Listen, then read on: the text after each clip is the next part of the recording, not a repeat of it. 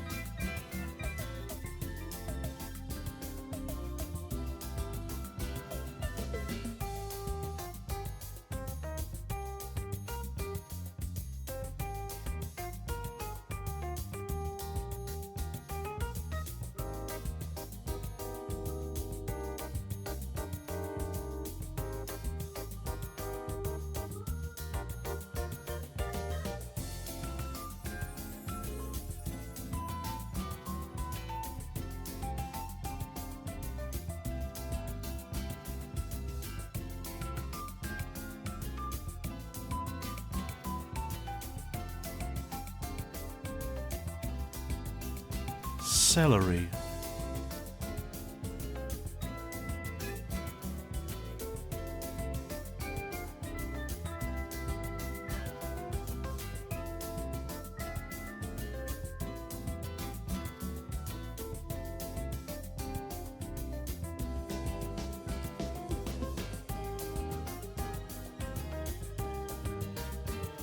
Thanks for saying celery, because now I know the microphone is working. Hooray! Anyway, we'll begin in 3 minutes, because that's when the hour of the beginning is.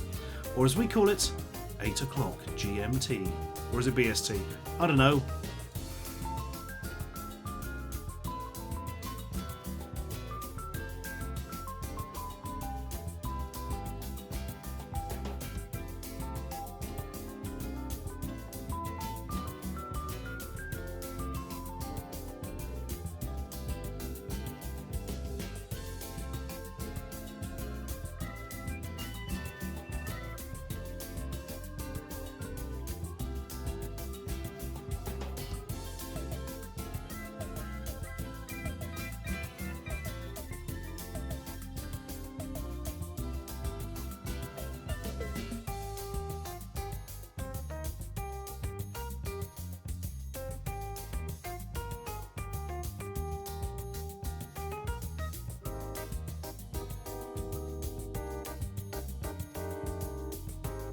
Cranberry.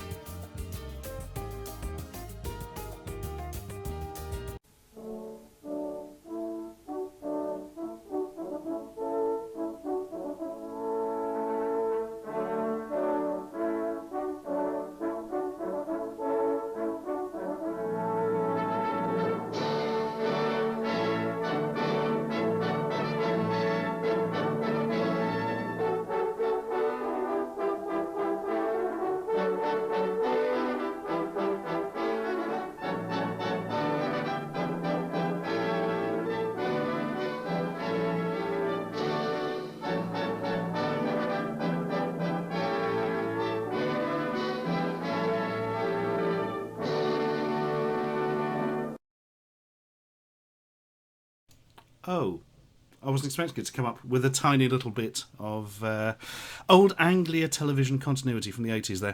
So that was what used to appear on television on Anglia TV when I was growing up. Every so often you would basically be stuck with that spinning night for that amount of time. And it's got one of those things where you keep thinking, oh, it's going to end in a second. The music it started going again. Why does this happen? I don't know. Anyway, hello and welcome to the Ashens cast. Mr. Dan Tomlinson will be joining us later for the second half of the show, but the first half will be us. And by us, I mean me. Now, what I'm going to do is turn on a new visualizer thing I've got going on. VXSU, I think it is. Look at this, it's a nice spangly sphere. And if you make noises, it glows. So it doesn't glow much on this one. Also, a lot of artifacting when going through the old live stream there, I see. But anyway, who cares? Now, I should point out there are no advertisements on this stream. Apparently that's important to say. Well, if there are advertisements, somebody else has put them on and they've got the money from them. I don't know. If you're watching it back later on the DVR, maybe there will be, but there will be no ads as we go on this very evening. At least it won't if this actually works correctly. So, I hope you are all well. I'm already deeply regretting putting that Anglia Television logo up at the start because it probably means we'll get copyright wiped. Hey, I always get caught on the hold music at the start even though I paid a fortune to license it. And every time I have to go and complain about it and it annoys me immensely. But hey, YouTube's nearly killed us anyway, so who minds? Right, somebody's asked, Shahin Shah, in fact, has asked, why don't you bring Eli Sylvan? He lives in London. I should bring him down sometime for some kind of seeing doing thing. Or live streaming, as we call it in the trade. Ah, dearie me. Well, I hope you are all well. Let us answer 2 questions before we do something interesting. Oh my god, there's a good question already. The Limey Dragon says, what did you do with that Luger game Flamaclone I sent you 11 years ago? If you actually sent it 11 years ago, that'd be amazing. But you more likely sent it about 7 years ago. It's a really nice fake PS1, which is actually a Famiclone. I've got a load of Famiclones I've put to one side, and that is one of them. And actually, I found it the other day because I'm in the process of moving house and had to take loads of stuff. And that was one of the stuffs I found. And I'm very pleased about it too. I've also discovered, apparently, I can get the mouse pointer to appear on the stream. That's nice, isn't it? What a world we live in. Absolutely fantastic.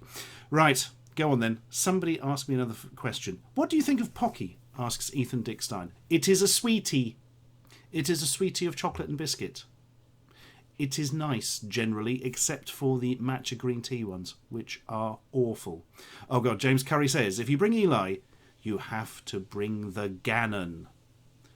Oh, Gannon is much more local. We should get him down, actually, before he moves away to somewhere else, which he probably will do at some point. I'm just quite enjoying moving the mouse pointer around at the minute. Whee! Whee! Whee! Whee!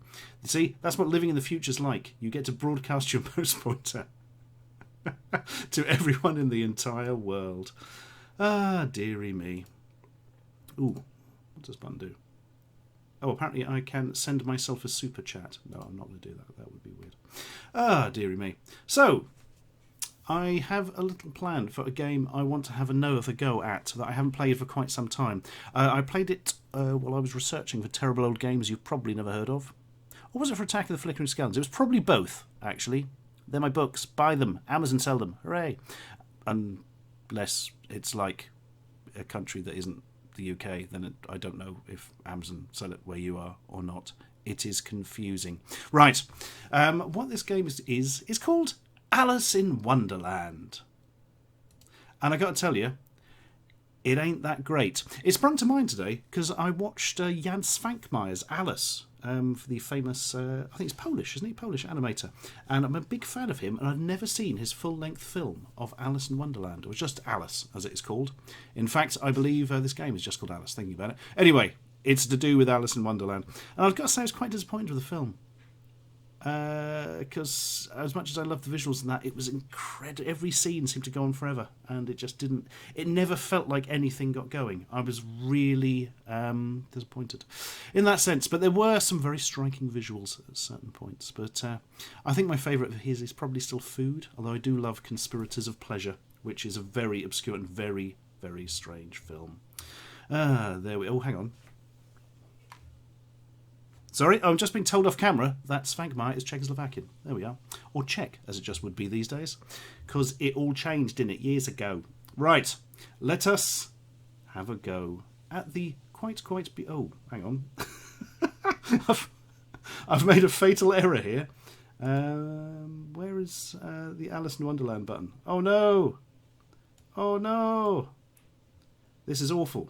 What have I done? Where is it? Where is the Alice? This is frustrating. I think what I'm going to have to do is go here. Ah, there we are. We got it. That's all right. It's just not running because I'd totally forgotten. I've got it on pause. There we are. It is resumed, and it's not actually picking anything up. That's a little bit of a worry. Bear with me a second. Sources. I really love XSplit. I like the way nothing on it works properly ever. I mean, like ever. Building a new computer soon, and when I do, I've got to say, I would be very pleased to be able to run one of the open source versions, because frankly, I've paid money to the XSplit men, and it works not. Yeah, this is not doing anything. Why is this not doing anything? Yay! We made it, guys! Right. The music is quite wonderful. And by wonderful, I mean horrific. Now, my only real memory of this is that it made no sense. Right, there's the right rabbit. I reckon we've got to follow that. I'm not entirely sure how. Oh, no, this is like an intro sequence. Yeah, this rings a bell now. That's scrolling. There's no excuse for scrolling like that on a Commodore 64, guys. Come on, do something. No, no. I've pressed space. It seems to have messed it up or something. This is not particularly useful. Come on. What has happened? Has it crashed? No, nothing's going on. Hang on. Has it got weird keyboard controls? No. Is the noise I'm making at this game. I've got a plan. There used to be a little thing you could swap the joystick ports. Let's try that. No, that's done nothing either. What the hell? This is even worse. All I remember is you jumped down the hole and then like fell really fast, and there was loads of weird crap that came up. I don't know if the game is frozen. I don't know if it's crashed. I don't know what has gone on. I tell you what I'm going to do. I'm going to swap the joysticks back. And the joystick keys are definitely working. I can see the emulator picking them up. I'm going to reset and see if this helps. Right. Are you ready for a Commodore 64 loading, everybody? It's going to be a heck of an experience. And go. Who remembers this? Probably not very many of you. Right. Press fire button to start game. I can do that. Hey! John Fitzpatrick, blow us away this time, my friend. Come on. Show us Alice in Wonderland and why nobody likes it. Was my cousin really the driver of Thermidor in Robot Wars? Asks Giblets. The answer to that is yes. Yes, he was. My cousin Ian. I saw him the other day. He seemed well. It was good. Right. Here we go. Right, we've got scores at the top. Something's happening. The White Rabbit has to come along, doesn't he?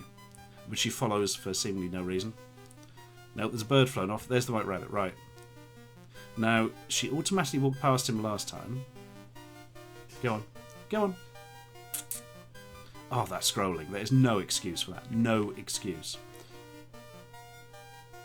Right. Yes! Yes! Plummet, girl, plummet. Oh, right. I don't seem to have any control at this stage. It looks like she's flipping the bird with both hands on the way down. Up yours, guys. I fall slowly.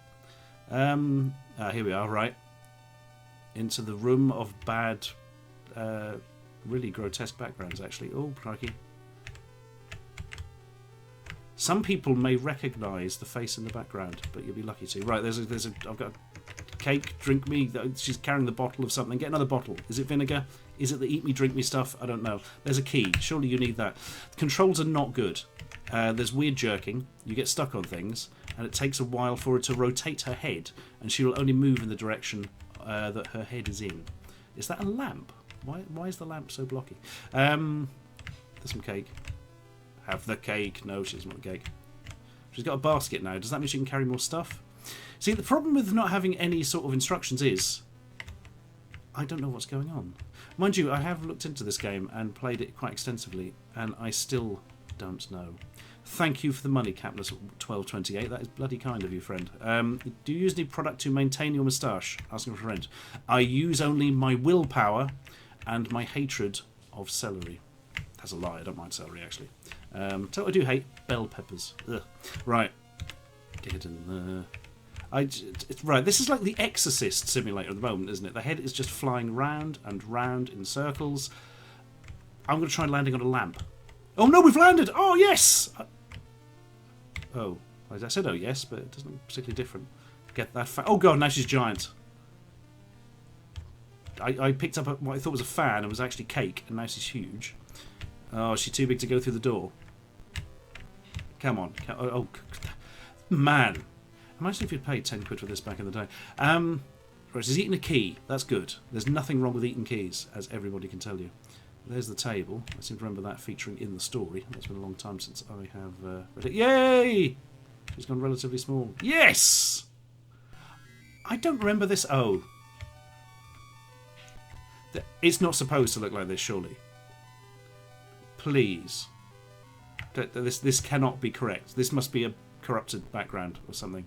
This is bringing back memories. Wasn't it the case that actually it just seemed to corrupt the background and I couldn't really work out how to get it running properly? I need to... Oh. She's picked up a clock and everything's frozen. Oh.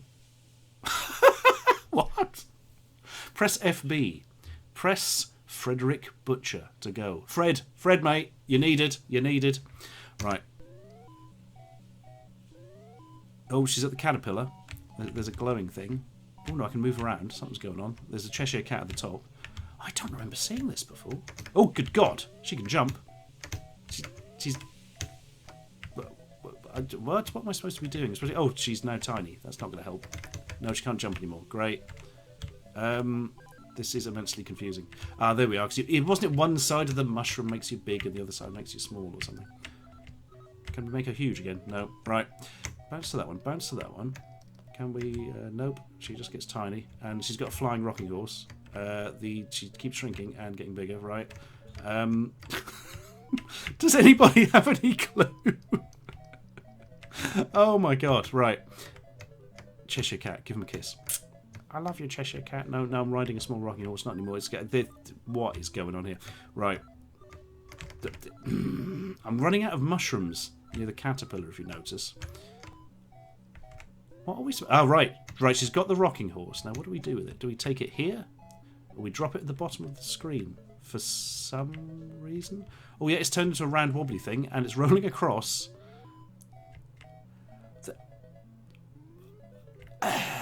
I'm very confused by this. I wonder if I'd read the book like this morning, this would make any sense. I very much doubt it. So I'm going to stand here on this mushroom, jump up and down near the cat for no particularly good reason. And can we get another... Oh no, hang on, that thing moved. The glowing thing. Oh shit. Oh. Right, there are 2 little mushrooms left. I think we're in trouble, guys. I think we're in a lot of trouble. I am extremely confused by this. Dearie me. I've just remembered this is called Alison Videoland. The reason I've remembered it is Kyle Sorensen mentioned it. Yeah, I'm going to give up on this now. Scene over. Oh wait, no, we've got a new scene, guys. We've got a new scene. Oh my god. It's a sneezing chess game with annoying music. Who could ask for more? Right. What? Oh.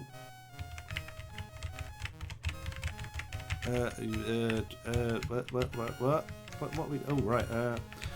Right, I've got it. We can move the knight as you would a knight.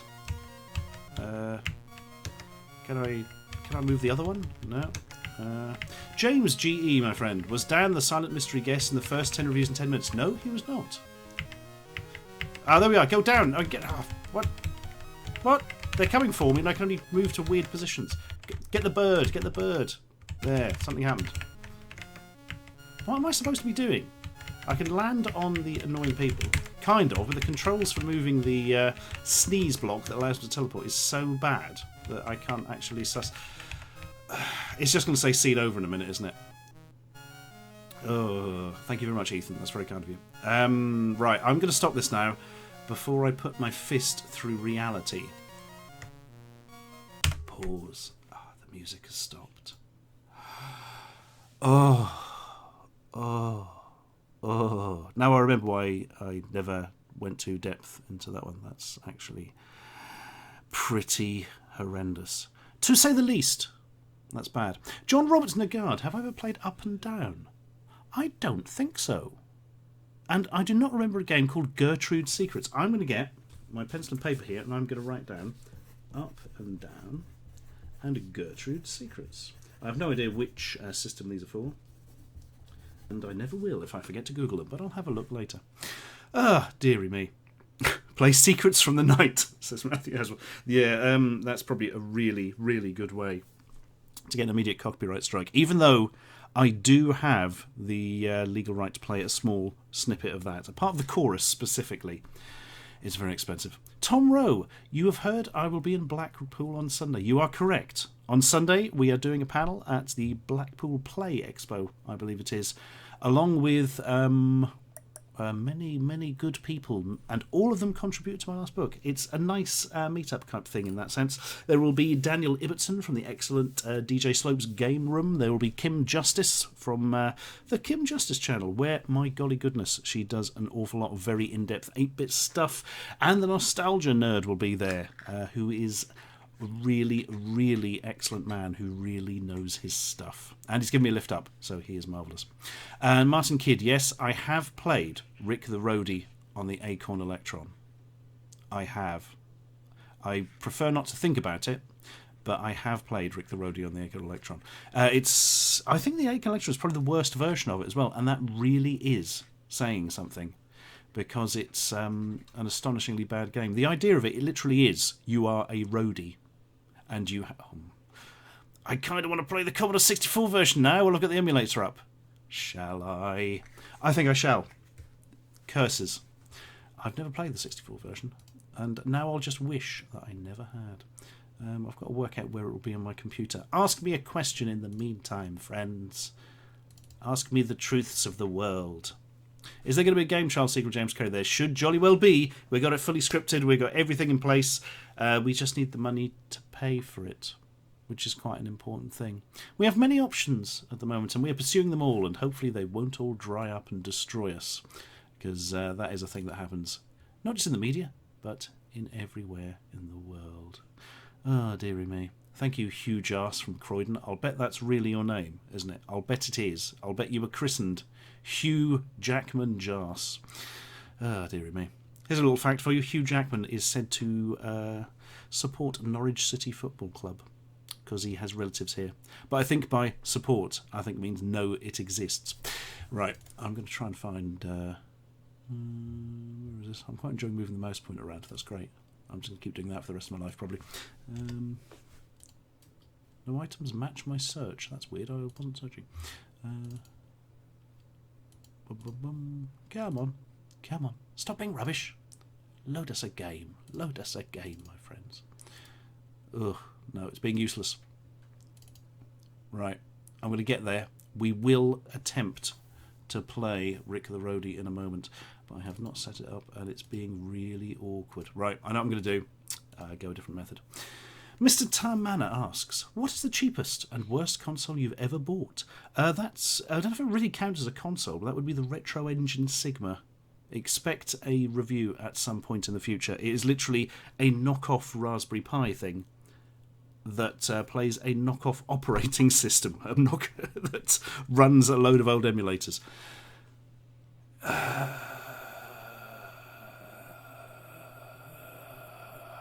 If I could send that noise back in time, I would send it back to myself and say, don't back it on Kickstarter. No, I'm lying because I knew what it was. I knew what I was getting into for that and totally got it for a video, I must admit. Didn't think it'd be quite as bad as it was. But it was. Yeah. So what can we answer about that? Spotty Skunk asks, what joystick am I using? I'm not. It's emulated, so I'm using the keyboard. Which, to be honest, works better than most of the old joysticks I've got these days. I've still got a decent Competition Pro, a good Zipstick, and a Cruiser, a Power Play Cruiser.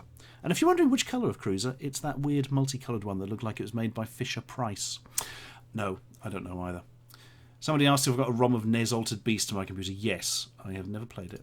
And I'll be honest, I never actually planned to. But I was never a fan, particularly. We used to play it for ages on the bloody Mega Drive, though. I think because it was like the only game we had, because it came with the Mega Drive, obviously free.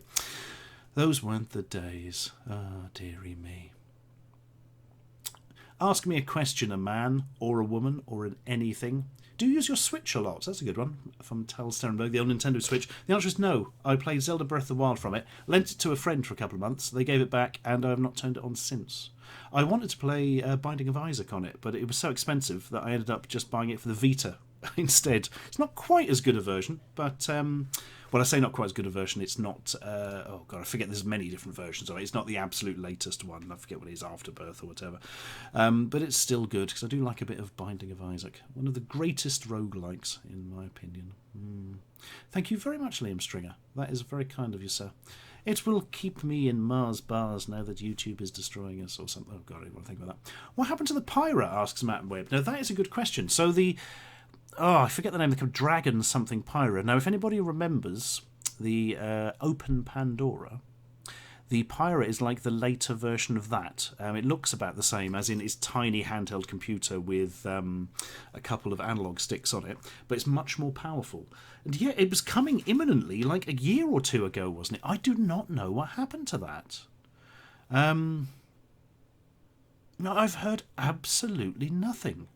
Genuinely nothing. Well, there we go. Adam Keys says the most disappointing console is that Neo Geo Gold. Yeah, that wasn't great, was it? I've since managed to get the update thing and updated it, and it's better. But it's definitely better than the Retro Engine Sigma. But then again, so is leaving a marshmallow on top of a wheelie bin and staring at it for a week. What is the weirdest figure you have? Asks Chris Chin. Well, Chris, my friend, I don't know. Oh, I tell you what I reckon the weirdest one I have is my good friend Dan Williams sent me for by the birthday or Christmas once a figure called Moribundi. And it's from like a Tortured Soul series of figures, and it's like a man who's been partially skinned and hung off a metal frame. I keep it around for when Grandma visits. She loves it, she does. And apparently, according to Martin Kidd, Dominic Diamond moved to Canada and is now on local radio. He moved to Canada. Interesting. Dominic Diamond presented a show called Games Master over here, which was the first mainstream, one of the very few video game television shows. Because one of those things is... oh, thank you, Cool Eye King. He asks, when is the next Pop Station video? No idea, because Pop Stations have kind of evaporated now. They've all been replaced by weird Famiclones and Android-based things and so that. Yes, Tharglet Azimis? Relative of Tharg from 2000 AD, maybe. He says, Clive Barker's Tortured Souls. Yes, that is exactly what Moribundi was from. You are correct. Thank you, Vin Lacey. That's very kind. Am I Mexican? Says Mom, you're 170. Si, soy Mexicano. I think, no, I don't know. But no, I'm not Mexican. Obviously. I've never even been to Mexico. But I have played the Miramar map on PlayerUnknown's Battlegrounds. And I feel that is almost exactly the same thing. Right, I'm going to have a quick search here for Rick the Roadie. Oh, I pressed the wrong button. It went beep in my ears. Beep, I tell you. Ah, dearie me. The Elsa Riddles asks, has the Bartians Patron helped you guys out at all? It has massively. Hugely, in fact. Unbelievably. It's kind of... it's changed everything behind the scenes. Nothing will change, actually, for the show, obviously, because people don't say, I like your show, here's some money to continue it, and then you change it completely. That would be madness. So I have known people do that through patrons. They were clowns, I tell you. But there we are. But yes, it's going to be good. We're actually being able to give some money to the crew, for instance, which we've felt so bad about for a very long time. We were actually going to stop Bartians last year because we felt so bad. They were like, no, we will continue for free. We believe in Bartians. We're like, have you seen Bartians? But anyway, yes, it's bloody brilliant and has really changed things up. And it makes me very happy. Robert Enniot, I will say hello to your wonderful wife, Holly. And I'm going to guess at her surname. Probably Enniot. Planet Shadow asks, what is the worst old food you have tasted? Are you ever coming to America for a visit? Ooh. No plans to go to America, no. None whatsoever at the moment. What's the worst old food I've tasted?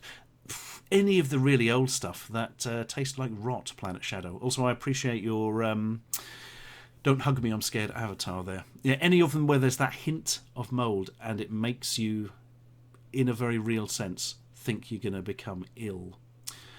Oh, what was that there from Mappy1964? I've enjoyed all your videos since open source. Man, that was the first one I uploaded to YouTube. There were videos... Or was it?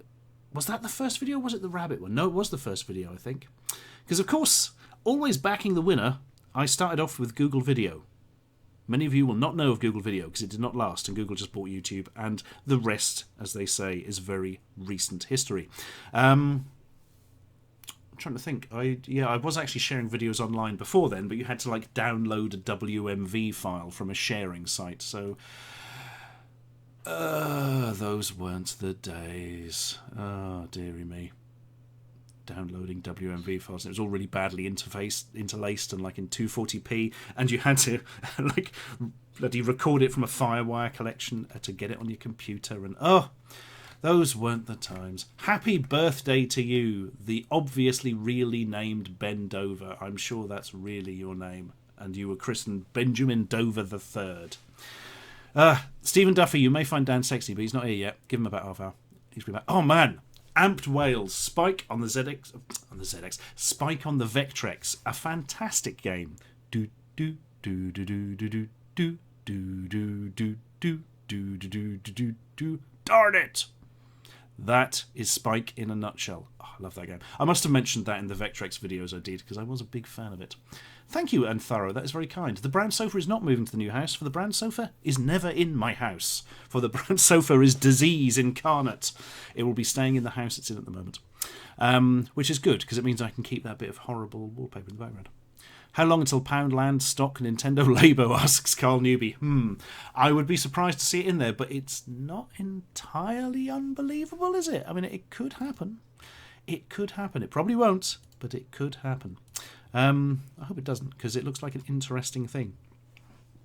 I miss the days, tell you what, when Poundland had so many figures from discontinued lines. Once Poundland had shed loads, like loads and loads of Phantom Menace figures, like official overstock from the Phantom Menace. It was mostly Anakin wearing his hat for when he's pod race. No, I think it was actually just a normal Anakin with a backpack and some of the pod racers, basically the figures kids didn't want. Noble143 says, let's build our own speakers then. It's like Lego for imbeciles.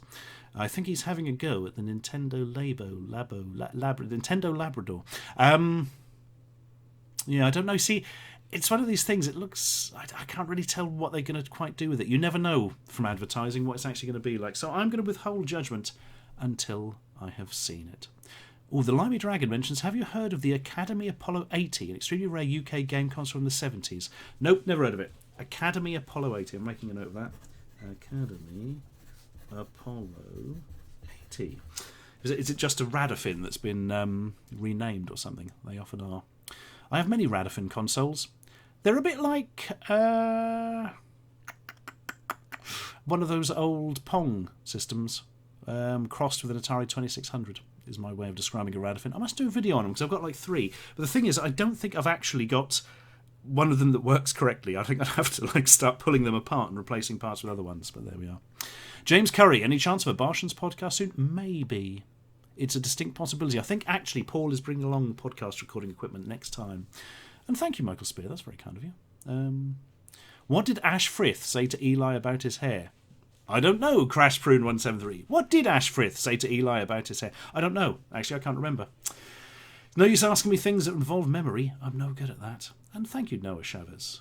Or Chavet, maybe. That's very kind of you. Oh, dear. Am I a Lovecraft fan? Ian Van Deventer.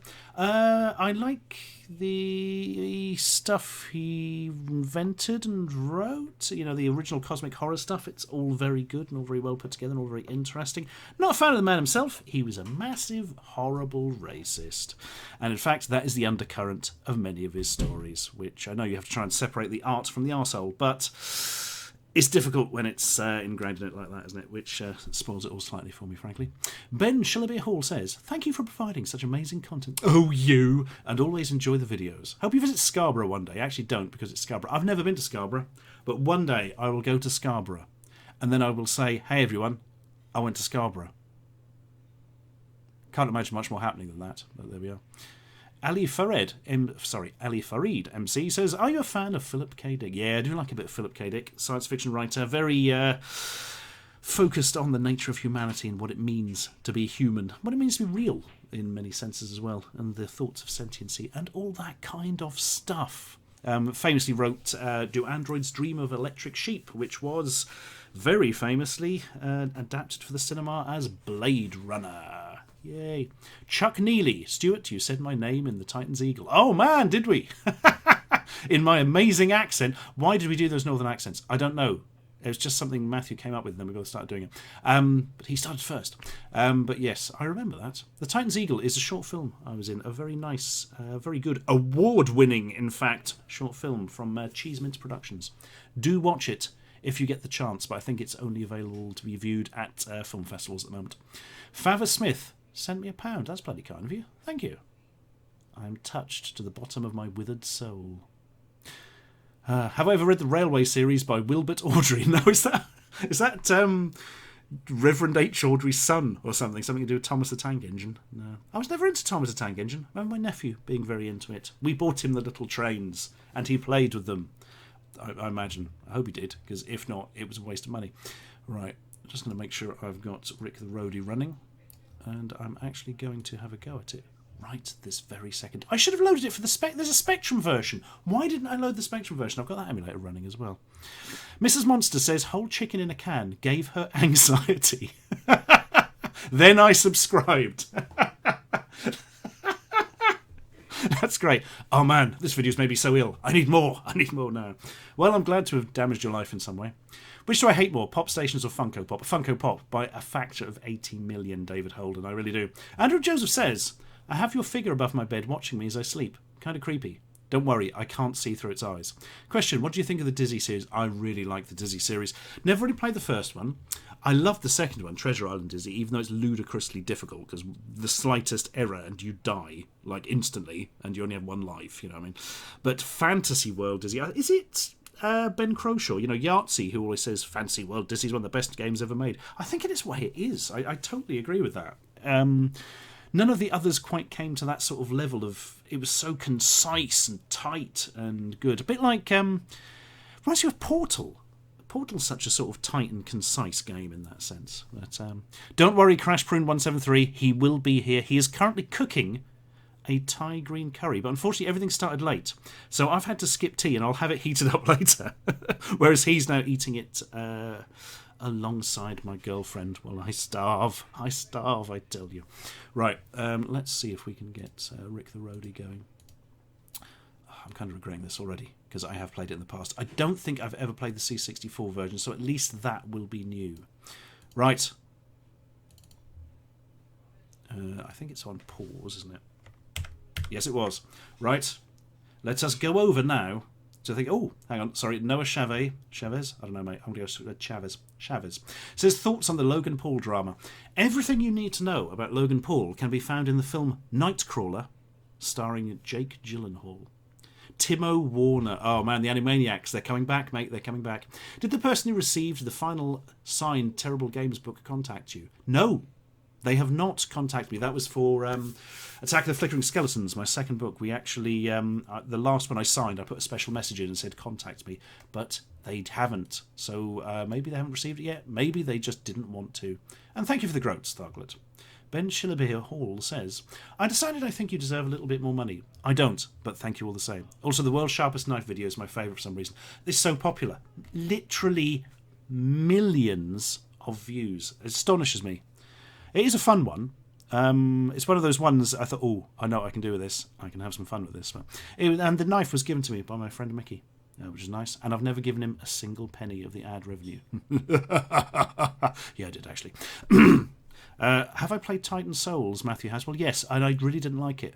And I really loved the idea of it. But I just didn't get on with the feel of it. I don't know, it just kind of irritated me slightly.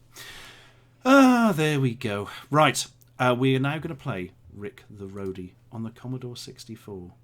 But I warn you, it's not going to be very good, because it's Rick the Roadie on the Commodore 64. Right, it was all pause, wasn't it? Oh, it's got to load first. Great. Have I got a Vidly channel? Asks SKS 2000. No, I don't think so. I need to look into that. I'll put a star next to that. Because it's probably something I signed up for and then forgot existed. I do that a lot.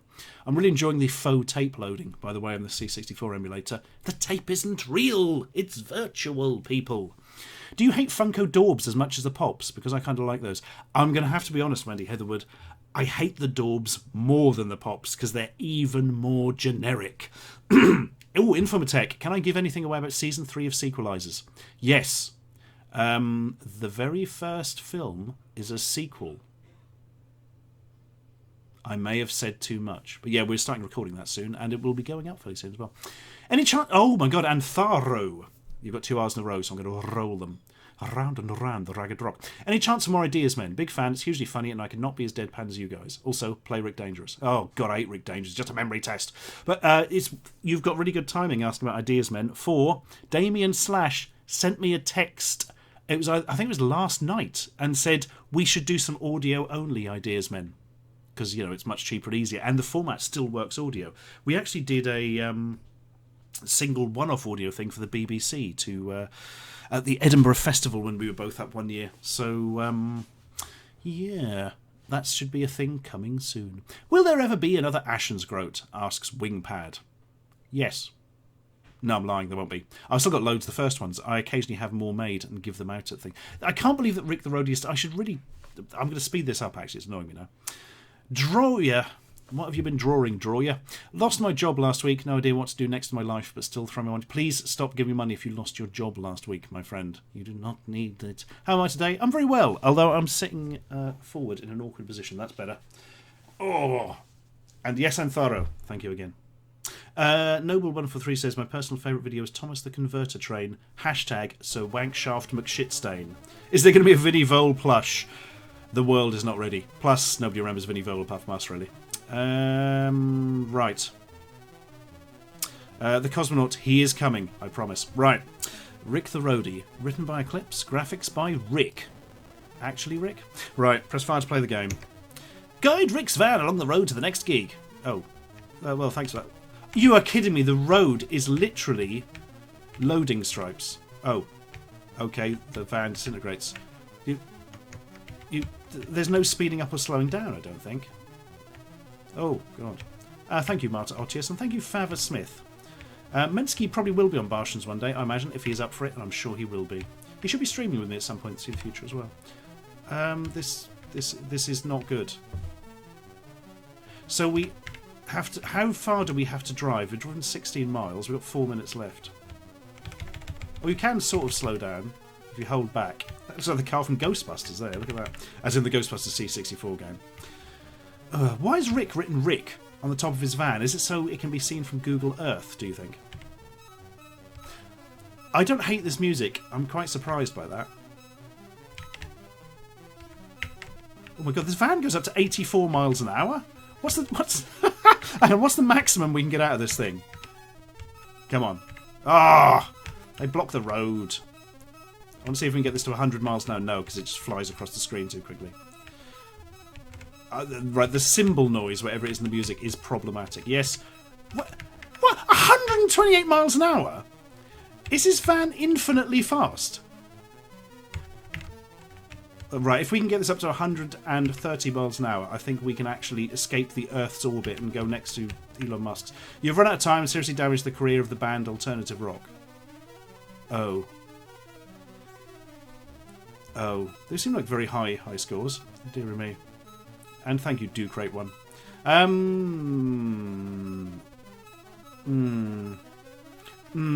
Right, start again. Oh, no, nothing's happening. Right. It's not going to show us 50 entire high scores, is it? No, it's going to show us 100. Whilst shrieking cymbal noises at me. Right, let's go to... Right, let's try that again. And I shall not this time try to get the car up to 1,000,000 miles an hour. Oh, no! How was I supposed to avoid that? Right, I'm going to drive along at a safe 64 miles an hour. Because, you know, it's illegal to go over 70. Mind you, I don't know what sort of road we're on. We appear to be on, like, a very reductionist version of the Rainbow Road from Mario Kart or something. I'm going to cruise along at 50. Actually, that seems like the optimal... Oh, for crying... What was that car even? It looked like made of spit bubbles or something. Oh, I was trying to get through there. Oh, dear me. That annoyed me. Sorry, I had my eye taken by Joe Jackson, the creator of Neo Knights. Did Alternative Software make any good games? Yeah, but not many. I'd like to look into Alternative Software a bit more, actually. I'd also like this level to end at some point during my life. To see what they did. Originally, I think Alternative Software, if I remember correctly, started off with Football Manager, which was huge at the time. I mean, it was like the biggest game in the universe. And when really it was just a spreadsheet with a load of footballers' names on. But hey, people like that kind of thing. Championship Manager still sells quite well to this day, I think. I can't believe it. I thought I was doing well there for a second. Well, why does his van crumble into dust when it hits any other vehicle? I think his van is made of Disprin, and all the other cars are water. I see no problem with the music. What is this shrieking noise in the music? Right, 70. Come on. 70. Do we have to go 100 miles? This whole distance travelled and time and speed makes no sense. I think it was made by somebody who has no understanding of road travel whatsoever. Or in fact of how physical objects move in 3D space. This is unfathomably awful. Also, when you tap the controls, Rick flies across the road in his ludicrous van. Oh no, I was never going to get through that. If you have to get to 100 miles, and I nearly got there, I will be most annoyed. That's the best button. It speeds up the emulation. I'm going to try that again, but not for the moment, because it's quite heavily annoying me. Let's go back to the pleasing blob. But wait, now. It is the more violent blob! The world explodes! No! Hey, it amused me for 5 seconds anyway. Oh, dearie me, good old VSXU. I wanted to get some sort of old light synth on a sort of 16-bit or 8-bit computer, but they don't work very well generally. Well, understandably, really, because they're not made to be done live to modern audio from a computer, are they? That would be ridiculous. And no, that's not the whole game. Oh no, it's frozen. It's all right, it came back. No, it's not the whole game, Lewis Penn. That is merely the first sub-game. Then after that, if I recall, you have to carry equipment. And then after that, you have to play with the levels on an equalizer or something. There may be another one on there, but there we are. Ah, right, here's a good thing to talk about later. Smitten the Kitten in Mittens. Thoughts on the Han Solo trailer. I may wait for Dan to arrive before we talk about that. Although I will quickly give you my thoughts. I don't know, man. It's hard to guess from a trailer, isn't it? And thank you, Yoshizard64. That's very kind of you. Court Summers, full review of the Donald Trump merch in Poundland. Nope, I ain't getting into that. And plus, it's all gone now. There was just like a few cardboard cutouts and a Make America Great Again hat, and that was it, really. Ah, dearie me. Oh, 50 Mission Crush for the C64. That's a very modern sounding name for a game. Well, I've not heard of it. 50 Mission Crush C64. Is that like a recent one? It sounds a bit WarioWare, doesn't it? It's 50 different missions. Oh no, I'm completely making that up. It might not be whatsoever. There's a dog howling in the background. Don't even hear that. Oh, I'm slightly disappointed. Venom teaser. Oh, special beam cannon one. I am going to mention the Venom teaser. Because you don't see Venom, which is irritating. But also, if you cut out that scene, where there's like cars flying up in the air behind his bike as he goes along. That could be like any low-budget horror film on Netflix, couldn't it? It really could. Thank you, Dimension Gamer. That's very kind of you. There needs to be a Bartians game in the style of a Grange Hill, says Amped Wales. You see a small, shifty-looking man with a beard. Hey, son, do you want to buy some of this? He offers you a small bag of noodles. Oh, man. A Bartians game is something which makes my ears tickle, and not necessarily in a good way. Laser Kendo on C64, Skills Guy 30, that's appalling. If I remember, it's relatively recent, though. There we are. Oh, Retro Plus, Hunter for the Amiga. We will totally do Hunter on the Amiga at some point. Or maybe the Atari ST, because it runs slightly faster.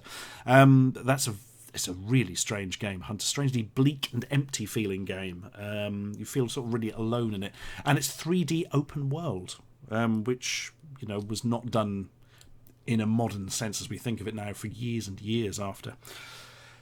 JJXB 2004. Remember London Gaming Con 2011? Not really, no. I went, didn't I? It was somewhere in London, if I remember. And it was like mostly anime. And I think we did like a panel on stage, and it was like there was like a market going on with people like selling stuff. And nobody's like, oh, yeah, I don't have particularly positive memories of that. Met some nice people, if I recall, though.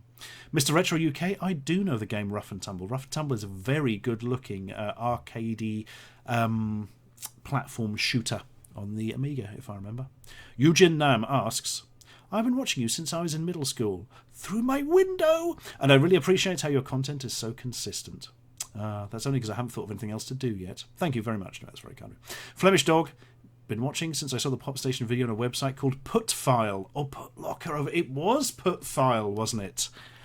Oh my goodness, those weren't the days, as we said earlier. Blimey. Yes, Luke Hango 2, this will be archived. The future will not be televised, but the revolution will. But this is not the revolution. This is a sphere made out of dots floating around while a man talks. Finley Sims, really glad you enjoyed Quest for the Game Child. We will make a sequel if there's any chance of it. And there is, so we should do. Capnus at 1228 asks, who would win in a fight, you or a medium-sized dog with a taser in its mouth and the knowledge to use it? Well, it would depend on the breed, obviously. But if you were clever and had thick rubber-soled shoes, you could knock the taser down the dog's throat. There's a thought, isn't it? Cool, that's a really unpleasant thought, actually. Dearie me. Will you get the rights to Tech Dump videos back? Asked Peter Gildersleeve. Partially is the answer to that. I might actually upload them soon, but I don't have particularly high-def versions. They were all filmed and mastered in high definition, incidentally. I don't know if you knew that. And the BBC uploaded them on some ridiculous web player they had at the time, which was like 240p. But yeah, I don't have access to the original files, but I've got them enough. I might pop them out at some point. Dearie me. Good old Tech Dump. And do you know, the sad thing is Backspace, the sequel series, don't even have all the episodes myself. Droya, no, you cannot be on Bartians because you need to get shots before you can go near Eli, and the government said we're not allowed to inject people with that stuff anymore. Dearie me. How spicy do I like my curry? Purity of Essence. Not that spicy anymore. I used to really like spicy curries. Then one day I was eating one that gave me really bad hiccups, and now if I have anything over a fairly moderate level of spice, I get really bad hiccups, and it's quite upsetting because I did used to enjoy quite hot curry. Oh dear. Excalibur Gaming, I do still have the Airphone 4. And it is the pinnacle of tech. The Airphone 4, what did I last use it for? It's the phone the Silver Skull has in Ashens on the Quest for the Game Child. He uses an Airphone 4.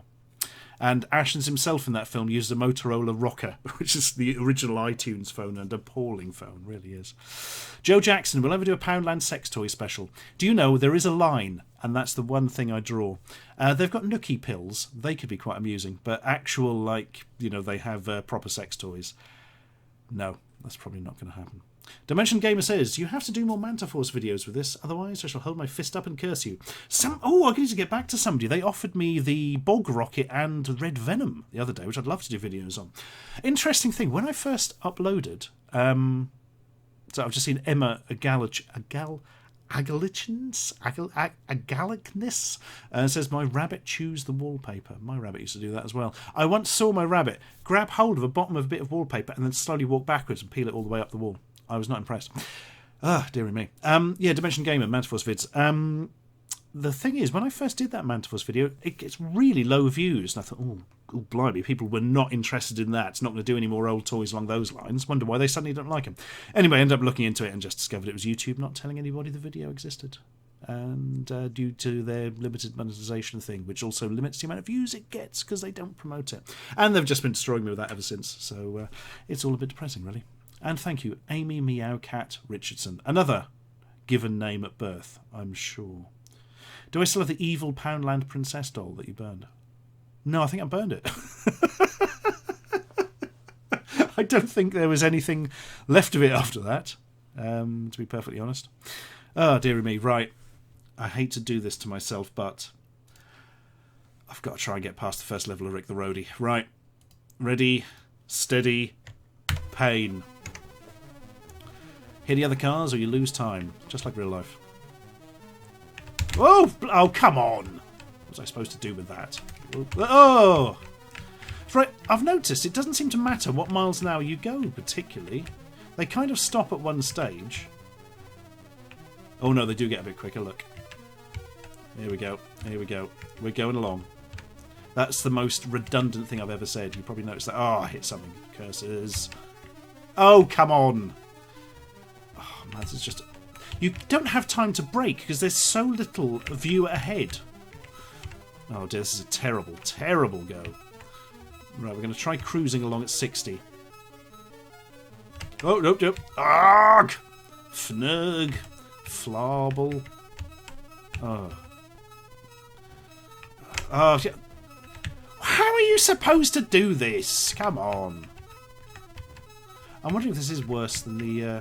C6, the Acorn Electron version, actually. I think the Acorn's the worst. What I need to do is look at Chinny Hill's video on this. Seriously, if you get bored of this stream or just... hang on. Hang on. There's something weird going on here. Right, bear with me. I'm just going to pause this so the music stops. I'm just going to read some of the comments there I saw. Solary C, thank you very much. Would you add the weird shorts back to the end of your videos? The reason I haven't been doing that, really, is because you have to put the end cards on now. And the end card would sit over the sketch at the end, you see. So I tend to put them on just before that if I do any. But I haven't done those for a while. I might start doing... Oh, good. I've just remembered we filmed a load of them recently. I just sort those out. I've ever played Yumi Nikki. Nope, I have not, Michael Smith. And I must say, I haven't heard of it either. There we are. Mega Hay says, do a cheap car special on Dacia. Yeah, from PUBG there. My friend actually bought a brand new Dacia, really cheap, because they are quite cheap cars. And to tell you what, it's pretty bloody nice for the money. It's astonishing. I ever played Non-Terraqueous on Spectrum, Psycho-Sun? No, but I know the name. Oh, I remember seeing adverts for it in the very first Spectrum magazines I ever bought. Right, I'm gonna see what's going on with the timer on this, because I am suspicious that there is something weird going on. Also going to run the emulator at high speed. Why does it stop at 54 names? Why 54? Right, time 6 minutes. Right, it counts down normally. Oh, it does count down normally. It just you lose 30 seconds if you hit something. I thought there was something weird going on, but I think it was me just not paying attention, frankly. I was too busy watching the road. Ah!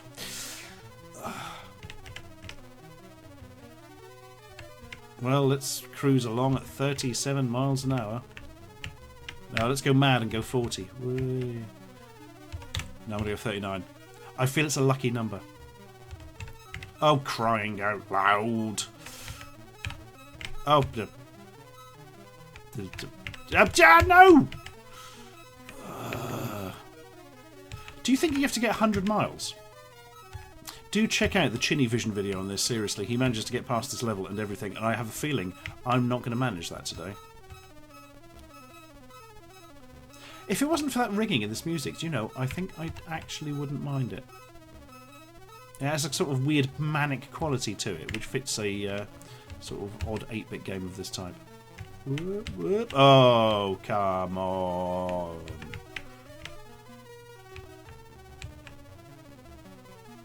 I'm wondering if the distance counter goes down quicker if you go faster.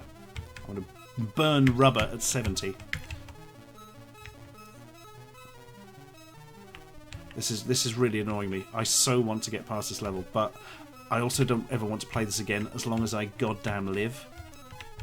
This was a budget game, by the way, I should point out to people. It was £3, I think, may have been £2. I feel like I'm on a roll now, which is something somebody says just before they crash. You need Jedi reflexes. Now this is pod racing. Let's do a roll. That is a good trick. I hate sand. And other prequel memes.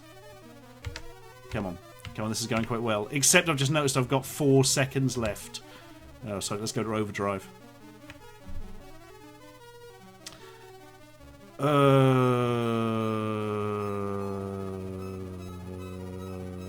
If you'd like to learn more about this game, you can also buy my book, Attack of the Flickering Skeletons, where Chinny Hill himself did tell us about this game.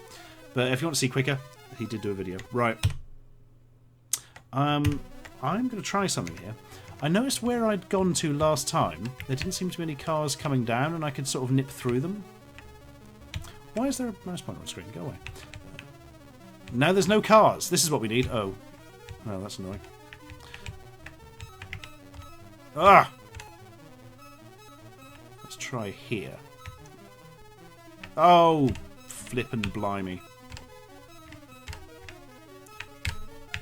No, that's too close, isn't it? Ah! I'm afraid I'm going to have to stop because it is slowly driving me mad. It's just the worst thing. The worst thing. The worst thing. Oh, dear me. Freudian Lima says, fun fact, before George Lucas came up with the term Jedi Knights, he was going to call them the Forcekin. That doesn't surprise me. I mean, you know, you had Luke Starkiller. When they called the Jedi Bendu at first as well. They ended up using the word Bendu years later for a weird monster in Star Wars Rebels, wasn't it? And it was voiced by, what's his name? He was Doctor Who for years. Why can I not remember the name? Oh, Tom Baker. There we are. What a name to have dribble out of your head. Oh, dearie me. Try Oids on ST, says DK Coefficient. Oids on ST is like a, I was going to say a version of Asteroids. It's not at all. It's a version of Thrust more than anything, or a game based loosely around Thrust. The sort of gravity-based little 2D ships game. And apparently it's fantastic. You know, I've never actually got around to playing it. We never had it on ST back in the day. But it is apparently very, very good. I really must play that at some point in my day, in my life. What is the worst MSX game I've played? Skills Guy 30. Do you know? I'm going to check my notes. Because I'm certainly going to have some. Let's have a look. MSX. Oh, damn. I've deleted the ones I've already written about. Yeah, Car Race is pretty bad. The version of Green Beret on MSX is appalling. Absolutely appalling. And there's a game called Sabrina on it, which is unbelievably bad. But it was released for a lot of systems, and really the MSX is just kind of a bad port of the Spectrum version, which many MSX games were, which was very unfair to the system. Because, as you probably know, Metal Gear started out on the MSX. There's a thought for you all. Do a review of the Sega Genesis Flashback HD. I don't know, I'm kind of bored of those. Is it another At Games thing? It is, isn't it? It's the one they released to try and cash in on the fact that the NES existed. I mean, NES Classic. Not the NES. I mean, the NES Classic was such a big thing, wasn't it? And they kind of did their own Mega Drive 1, kind of. But they knock them out every 5 minutes, especially those horrible handheld ones from Blaze and At Games. They've had some of those branded for them as well, haven't they? All dreadful, dreadful. Ever played What's Michael on MSX? It's not the best. That's an amazing name for a game. I've not heard of that. What's Michael? Right, I'm writing this down. What's Michael? MSX. That is astonishing. What's Michael? Start the game. What's Michael? He's a man called Michael. Well done. Well done. You have completed What's Michael. What's my favourite Cynthia Rothrock film? Well, it's got to be China O'Brien, the first one. Surely. I can't recall ever seeing anything with her in, actually. I need to catch up on Cynthia Rothrock stuff. Oh dear. Thank you, Lord Bullock. That's very kind of you. Have you ever played Purple Turtles on the C64? I don't think I did, but it rings a bell. Was that a very early game? Not entirely sure. Drawyer says, we always talk about the worst, but what's the best game you've ever played, Ashens? Any platform, any system. My favourite video game ever is Bloodborne on the PS4. There, that's more recent than you expected, isn't it? It's bloody great. I'm also really enjoying PlayerUnknown's Battlegrounds, even though it's shonky as hell and bugged and feels like some budget game they haven't quite put together, even after all the patches. But you know what? I'm the sort of person who kind of likes that. Ah, dear. Have I played Zombie Incident on the MSX? It's excellent. It has an enhanced 3DS port.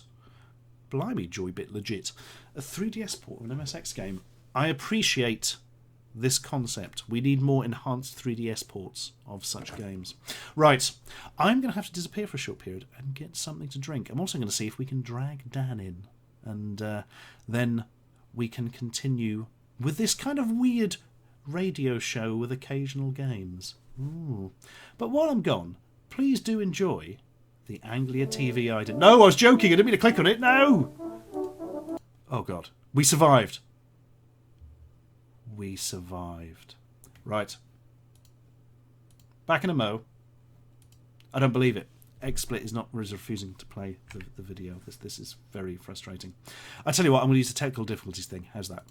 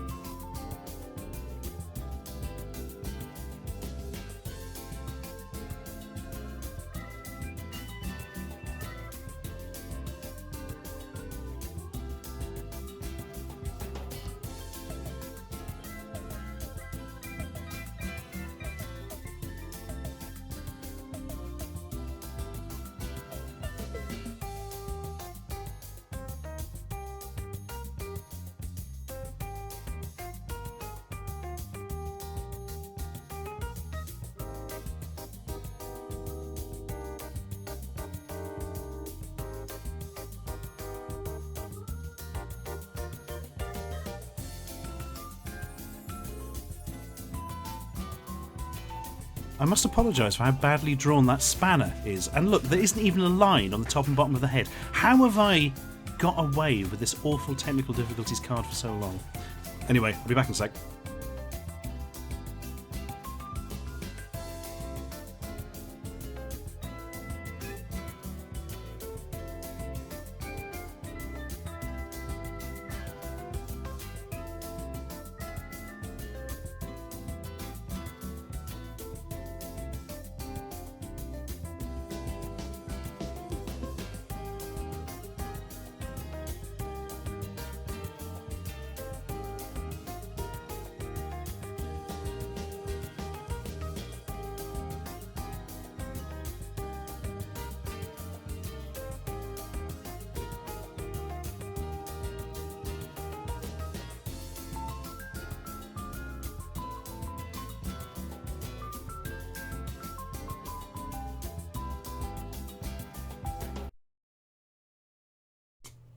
We're back, bitches, and I'm joined by Mr. Daniel Tomlinson. Hiya, how's it going?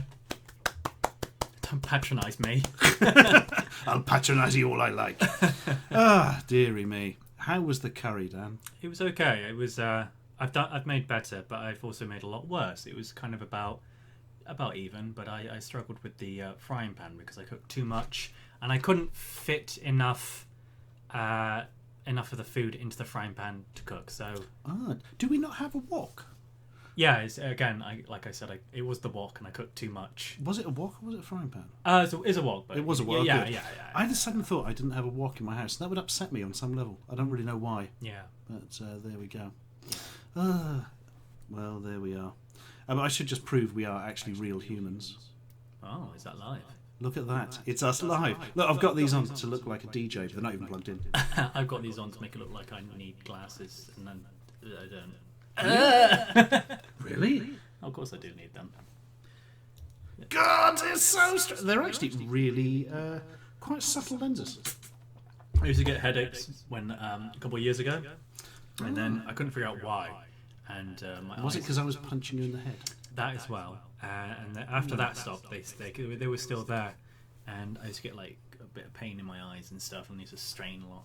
And they said, well, your eyes you're probably getting headaches because you're straining your eyes, and it's to do with that. So you didn't wear glasses until a couple of years ago? Oh no, I say a couple of years ago. It was 1814. It was probably It was when glasses were first invented. To be honest with you, so it's quite a while ago. I remember you having them for quite some time. Yeah, I think you've always had them as long as I've known you. Yeah, definitely. I mean, this is years and years ago. I've realised I've misled you by saying a couple of years ago. When I mean a couple of years ago, I mean at least maybe 3 decades ago. 3 whole decades ago. Yeah. Those were the days. Yeah. What have you been talking about? Well, I've been talking about a load of old guff, and I've been trying to play Rick the Roadie on the Commodore 64. Yeah. I've just realised we've both leaned far too back from the microphone. It's probably been hideously... In fact, I can see people in the chat saying how echoey it is. I do apologise, gentlemen. Yeah. Hang on, let me just... As long as we get backache leaning forward, that's the main thing. Okay. Is that better? That hopefully is better. That's the best we can get on this mic. I need to sort this out for the future. If I want to stream with other people in the future, I will have to sort out maybe separate mics. Okay. What a world we would live in for that kind of thing. Yeah. I apologise because I mean, again, my voice doesn't travel far anyway. I've got quite like I don't know if it's low because it doesn't feel very low. I just don't think it literally has got a very short range, so you have to be very close in order to be able But you're an actor. You can fill the Albert Hall if necessary. There's a difference between... Yeah, that's the thing. You don't kind of project in normal life. No, that would be weird, wouldn't it? It's one of those things where either my normal talking voice is like this, but then actually like more kind of stage stuff. It's more shouting. I can't do in between. It's either very quiet or I'm actually yelling in your face. There is no in between. Oh, somebody says it was the webcam layer that was causing the echo, not the distance from the mic. That's annoying. That means... Jesus Christ. God, we're doomed. So when I go over to the webcam, despite the fact I specifically told it to disconnect the microphone from it, it turns the microphone on anyway. That's annoying because let's remain silent there while I quickly show what I bought the other day. Just a little bit of something. What did you buy the other day? That is the Golden Ninja Warrior. Okay. That is one of Godfrey Ho's cut and paste, sort of half ninja film, half Hong Kong criminal film. Oh. His name doesn't ring a bell, but I imagine I'd probably be familiar with his work. Also known as Joseph Lai, Betty Chan, many names. But yeah, many people in the audience will be aware of his oeuvre. Yeah. From things like Ninja the Mission Force, where they take the mickey out of it because it's unbelievably bad. If you've ever seen a clip of a bad ninja film where there's a guy with a blonde moustache and he's wearing a ninja suit which is inexplicably camouflaged, right? That is from one of Ho's films. Oh, that does sound vaguely familiar. Is it as on the kind of par with like Samurai Cop in those kind of films? No, it's not of the level of Samurai Cop. I see. To cut a long story short, he paid the actor with the moustache to make a film and then edited the footage into like 4 different films. Oh, I see. So he thought he was making one, then like 4 came out. And he was not amused, which I think was entirely fair, yeah. Xander Panther says, your camera is also backwards. It's recording in mirror mode. Brilliant. Oh, that's because we switched it round because it looked better for us. I didn't realise it would switch it for the audience as well. Wow. Oh, I suppose it would. Oh, I've just realised what... Yeah. That's my fault. It's because you switched it for us but not for them. No, I switched it for both of us, but I thought I was just switching it for us. Oh, okay.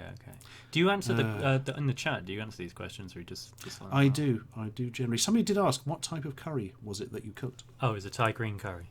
So it's but it wasn't. Again, it was all right. It wasn't the best. It wasn't the worst. It was okay. It was a solid curry. Yeah. I fucked up the tofu, but Oh, that's my bad. you Yeah. fucked up the tofu. Well, I man. took out the packet and it still had water in it, and I was kind of like, I just need to get this done. And I put it in there, and then I realised that it was just boiling it in the actual the wok, and I was like, oh no! So I kind of like had to empty everything out. And I was like, oh, I'm panicking. And I was like, oh, for God's sake! And then your girlfriend politely ate it in front of me whilst wincing. That's not true, is it? With me looking at her, smiling like, it's good, yes, please. A single tear Yeah. running down your cheek. Well, I'm looking forward to that later. Dearie me. Right then, let's see what the people in the chat would like to talk about. Somebody asking about the Game Child sequel. Yeah, I have mentioned this week. Yeah, we're getting there. We hope to God we're getting there. We're currently filming the third Game Child sequel. Ashens gets the money for the fourth film, it's called. It's going to be absolutely amazing. Oh, dearie me. But yeah. Somebody asks, Jacob Tap, did Barshan's tank after you started Patreon? No? I don't actually know what that means. Antharo. Hey, I'm Antharo.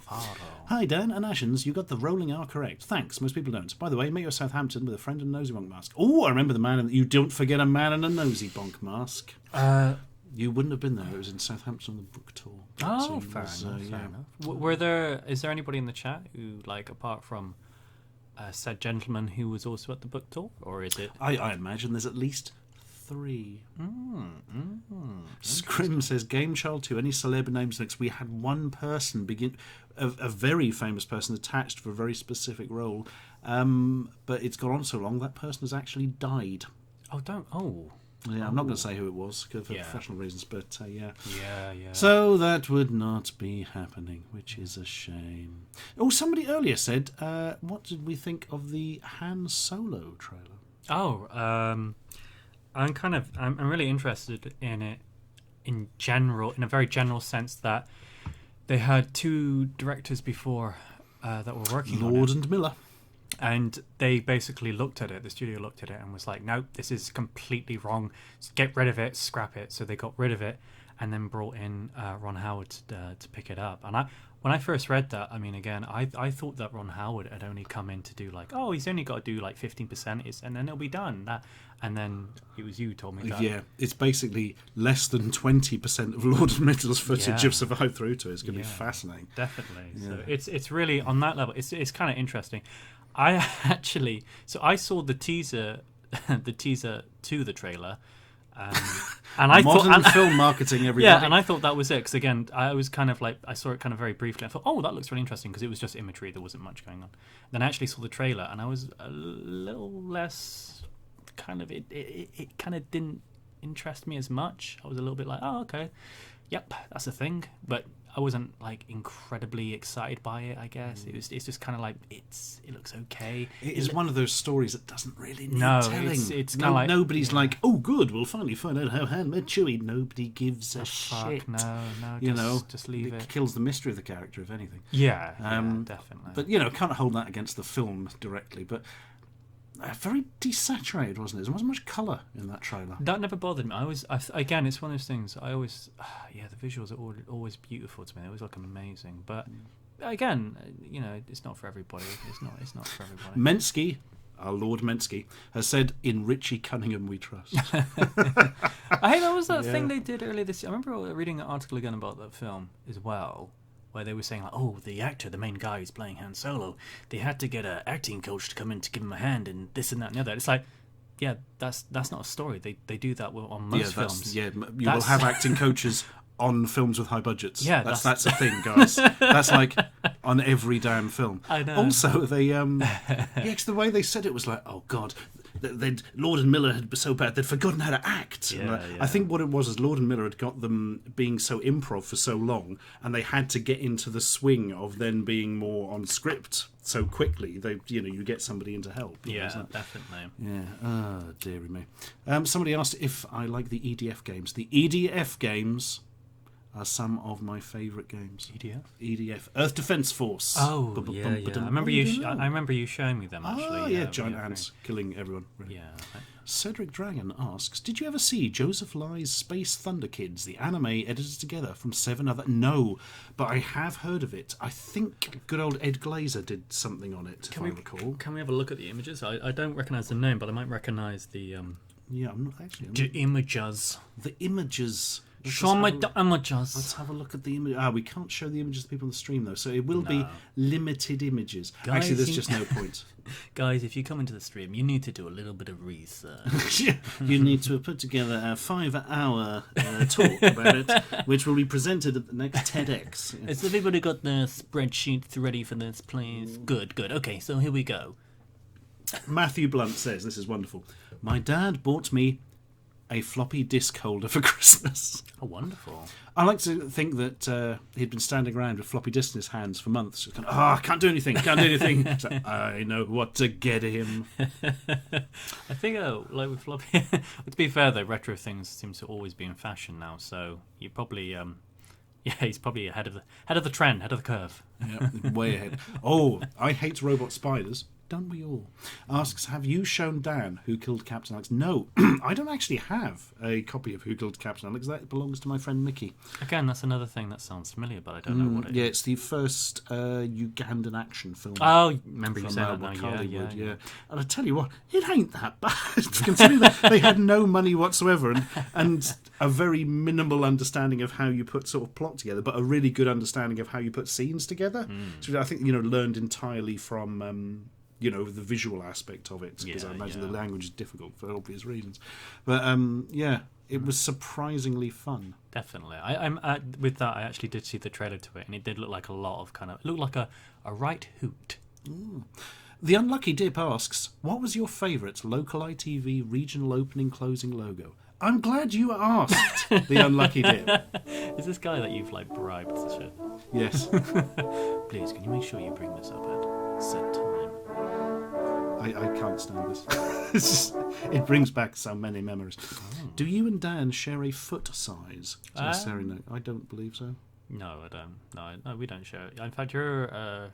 I feel like saying... I was about to say considerably taller than me, but you're taller than me. Yeah, not that much taller than me. Yeah. Only 9 feet. Yeah. I've got very short legs. My top half is normal, but then my bottom half is very short. And that is why you're a hobbit.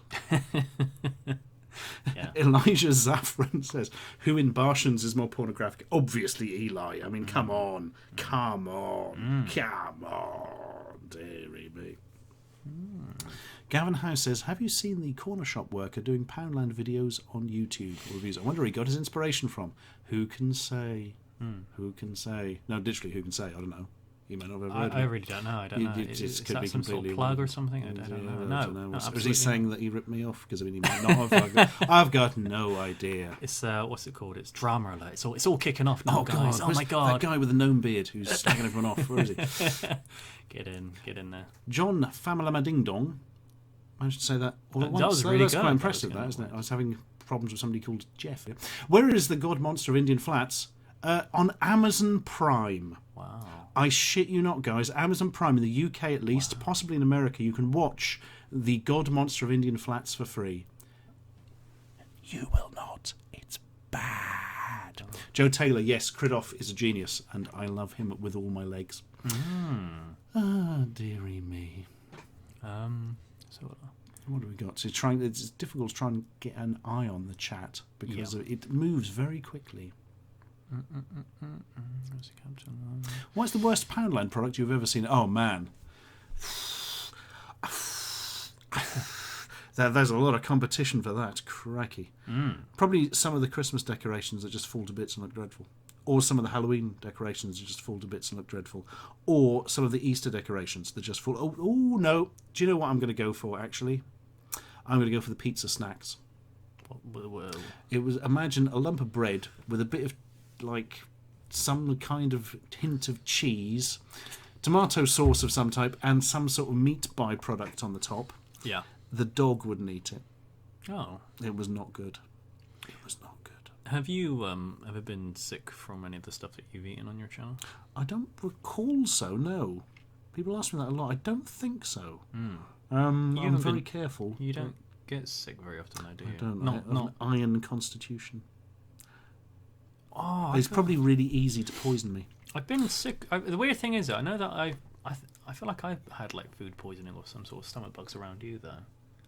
But I'm sure you have had. Did we go to like a convention or something? And you get ill? Yeah, I was horribly ill at the last MCM I went to. I mean, Did you like get sick? dreadful. Yeah, I was ill for over a month afterwards with flu. Jesus. But that wasn't like a stomach nausea sicky thing.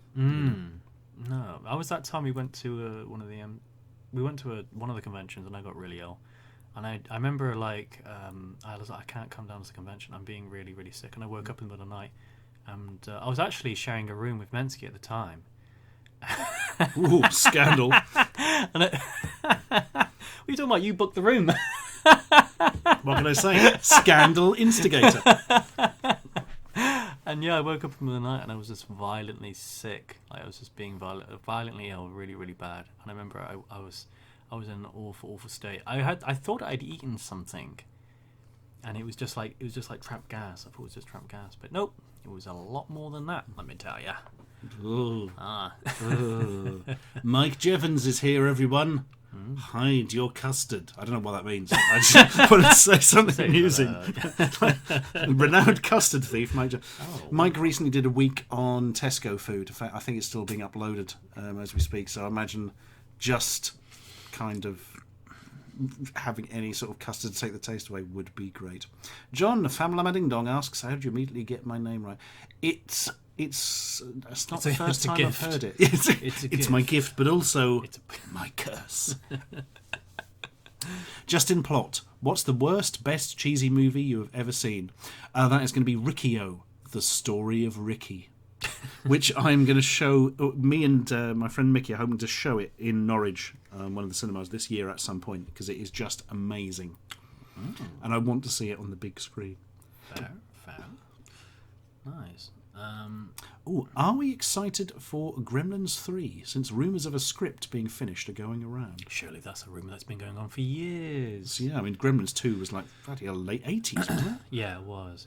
I remember when that came onto TV, and I went on holiday, and I remember I was so excited for it. So excited. I remember I was like... 1 or 2? It was a sequel, and I just had this like really... I remember having this huge affection for the films, and I was like, look, I remember my brother was looking after our house at the time. I was like, just please make sure you tape it, please, just make sure every bloody day. I was like that, and we went on holiday, and even through the entire holiday, I remember like walking down the corridors singing the theme tune to the Gremlins. I think it's Danny Elfman. It is, of all people. I believe it is Danny Elfman. So yeah, and I remember when I got back, I remember watching the sequel. I was like super hyped. Didn't really enjoy the holiday that much, even because I was too much thinking about Gremlins. Watched the sequel, hated. I just fucking hated it. I was like, this is the worst. What is going on? What is this postmodernist bullshit? Come on, I was here for a nice little Christmas horror movie. What have you done? It's absolutely. I didn't get it. I was like, what the fuck have they done signs to the Gremlins as well? This is horse shit. I just hated it. I was really taken by it. It took me years to be able to appreciate it. No, this is interesting because at the time I kind of felt the same. Really? Gremlins. So I didn't like it. It is this very tongue-in-cheek piss take of the first one, effectively. Yeah. And there's a lot of sort of stuff in there to make movie critics, and aren't we clever? Aren't we all in this together, lads? Aren't we? They have Roger Ebert in it. Yeah. Was it Leonard Maltin? I think it might have been Leonard Maltin actually. But yeah, the problem there is. Yeah, I kind of then watched it years afterwards, and I hated it more because I have a very low tolerance for any sort of postmodern. If you do it well, okay, I can live with that. That's not a problem. What's doing it well in your opinion? That's a good question. I can't think of anything off the top of my head. You have to come up with some examples. Okay. But what got me about it is I hate anything that is kind of fan servicey or anything that's like, especially films that are like, oh hey. I have some really clever references here, guys. Hey, you're film guys. You like all this stuff, don't you? Hey, notice what we're doing with the camera here, guys. Hey, yeah, I do notice that. and fuck you, make a good film instead. It really, I hate that. So Really would you hate it. say then with films like Hot Fuzz, which are No, this is a really good example. Hot Fuzz is my exact level of that I can deal with. really Yeah, because Hot Fuzz I still like. World's End I don't like. It's a comedy that's not funny. I just do not like The World's End at all. what made you like? What do you dislike about The World's End? Basically, mostly that it's a comedy that's not funny. Like to the extent that it doesn't even have that many bloody jokes in it. The whole thing is just kind of a. I think I see what they were going for, but it hasn't quite run. I just don't like it at all. And too much of it is the whole. Oh, look what we're doing with the camera here, guys. Oh, this is clever. Oh, there's some really clever filmmaking going on here, guys. Yeah, great, but like, could you not have just crafted the film a bit more solidly? I don't know. That's just my opinion, No, that's and I'm fair just enough, one man, That's a correct man, but just one man. This is Amber Line. Oh, thank you very much, Amber Linehart. That is very kind of you. Yeah, I shall drink some poisons. I hope you have a nice night at work. So. She won't. She's going to work. It's going to be dreadful. Well, that's true. It's That bloody is true. work. Bloody, you know what they're like at work. Depends what she does. It might be like the most exciting, best place to be. Yeah, it's not going to be it. No, I have no plans to play Nightmare on C64 tonight, Tony Spike. That damn game. Spike by name, Spike by nature. It's literally just a big spike. Don't know why. It's like a stalactite. Yeah, definitely. No, that'd be a stalagmite. There's tights ones on the ceiling. Yeah, that's what it is. Yeah, no, I didn't hate World's End, but I didn't. Again, it is probably I don't think I'm being controversial by saying it is the weakest one of the trilogy. I think for me, always my favourite is always going to be Shaun of the Dead. I really love Shaun of the Dead. Sure, I think it's fantastic. an astonishing film. It is. It's just so tight. It's just such It's a so tight. bloody funny as well. Yeah, definitely. But I love that film a lot. Really, really special place. But Somebody said something interesting, which I just scrolled past. No, I missed it. Zilk Woolham says the Hannigan Hole still counts as one of the funniest things I've ever read. Is it still around? Some sort of amazing untold story behind it. The answers to your two questions there are no and no. Basically, the Hannigan Hole was a fake fan site I wrote for. God, I can't remember her first name now, but one of the actresses in Buffy the Vampire Slayer. Basically, I saw somebody who made a fan site about it, and it was really cringy, and I did kind of a piss take of it. It was quite good, actually, from what I recall. what your piss take? Yeah, it had the kind of, if I do say so myself. Yeah, sometimes peruse my work, and I It have to was say, quite I'm genius. pretty spot Yes, on for the most it part. was, Wonderful. Quite beautiful in many ways. No, it was good. I'm the funniest I man think. I've ever met. I'm so funny, darling. No, it had a lot of good lines and stuff, and it's quite, yeah. I remember quite enjoying that, but there's no story behind it. It's literally a case of I saw a site like that and wanted to take the mick out of it, really, and I thought of some jokes. Fair enough. It's would you say RoboCop is a postmodernist film? To an extent, yes. It is a bit. It's not. It doesn't lay it on thick. It's more of a satire, though, isn't it? Yes, that's More yeah. satirical. That is absolutely it. So, yeah. There's a hint of it, but it is mostly satirical. I think that's fair to say. I think so. Yeah, I love that film a lot. That's a really It's good one of my favourite, maybe my favourite film of all time. The very least one of them. Really? Yep, that, and I'm trying to think. I'm just trying to think of something really dreadful. That and wait there. Wait there. I'm The gonna joke's think. coming. Yeah, the joke's coming. Yes, timing is everything in the world of humour. I tell you what, Go on. a good one I should have come up with but didn't. Go on. That last Fantastic Four film. God, that's awful. Fantastic Four film. Oh God. The Josh Trank one. Fantastic. I never saw it, but I know there was. He's the one who complained that it was the studio's fault. It wasn't my fault. It was the studio's. Please. Yeah, I never did. Yeah, I haven't seen it. I don't. It was such a shame because I remember there was a lot of kind of like Marvel's on a roll lately, aren't they? Everything they do basically seems to be kind of like turning to gold, and I thought, oh, they're going to get it right. They're going to do something really. And then everybody was like, no, this is absolutely awful. It's a waste of time. It is an absolute mess. Apparently, it's heavily edited and changed from the original version. Blah blah blah. But Trank's one wasn't very good either, or something. I don't know. But it's what was released. I went to see it at the cinema with Ryan. Yeah. Who people may know as Cousin Dan from Barshans. Why do you call him Cousin Dan for? Because for ages Paul thought he was called Dan. I've got no idea why. Right. And then I don't know why we came up with Cousin. I think it was a throwaway joke. Yeah. If I ever come onto Barshans, You already have. Again. let me finish. Any second now. I'll let me just finish my thought. If I ever come into Barshans again, but the thing is that I did come on there briefly, but I did literally like not even halfway through the shoot, I just went, sorry guys. Yes, we had to swap you out, didn't you? You had an audition or something, yeah. Yeah, I had an audition, so I was like, no, I'm sorry guys. This has been fun, but I'm out of here. I've had enough. I remember the camera literally followed me as I like walked out the door. It was like I was some sort of like weird celebrity on like TMZ or something. Like, we've got the scoop on Tomlinson. Get him. You know what I mean? Like, well, what shoes is he wearing? Please. I just want to be a normal person. You'll never be a normal person. Oh no! That time is gone. But yeah, Elijah Zafran is really keen on knowing who in Barshans is the less pornographic person. But it doesn't really even make any sense. I don't know. I mean, again, I don't know what that would mean. Be more specific with the question, because, like, what do you mean by less pornographic? As in, again, I don't know how to make sense of that. No, who looks the least like a porno star? Probably most of us, except Eli. To be honest. Never mind. If you were stuck on an island, asks Endme.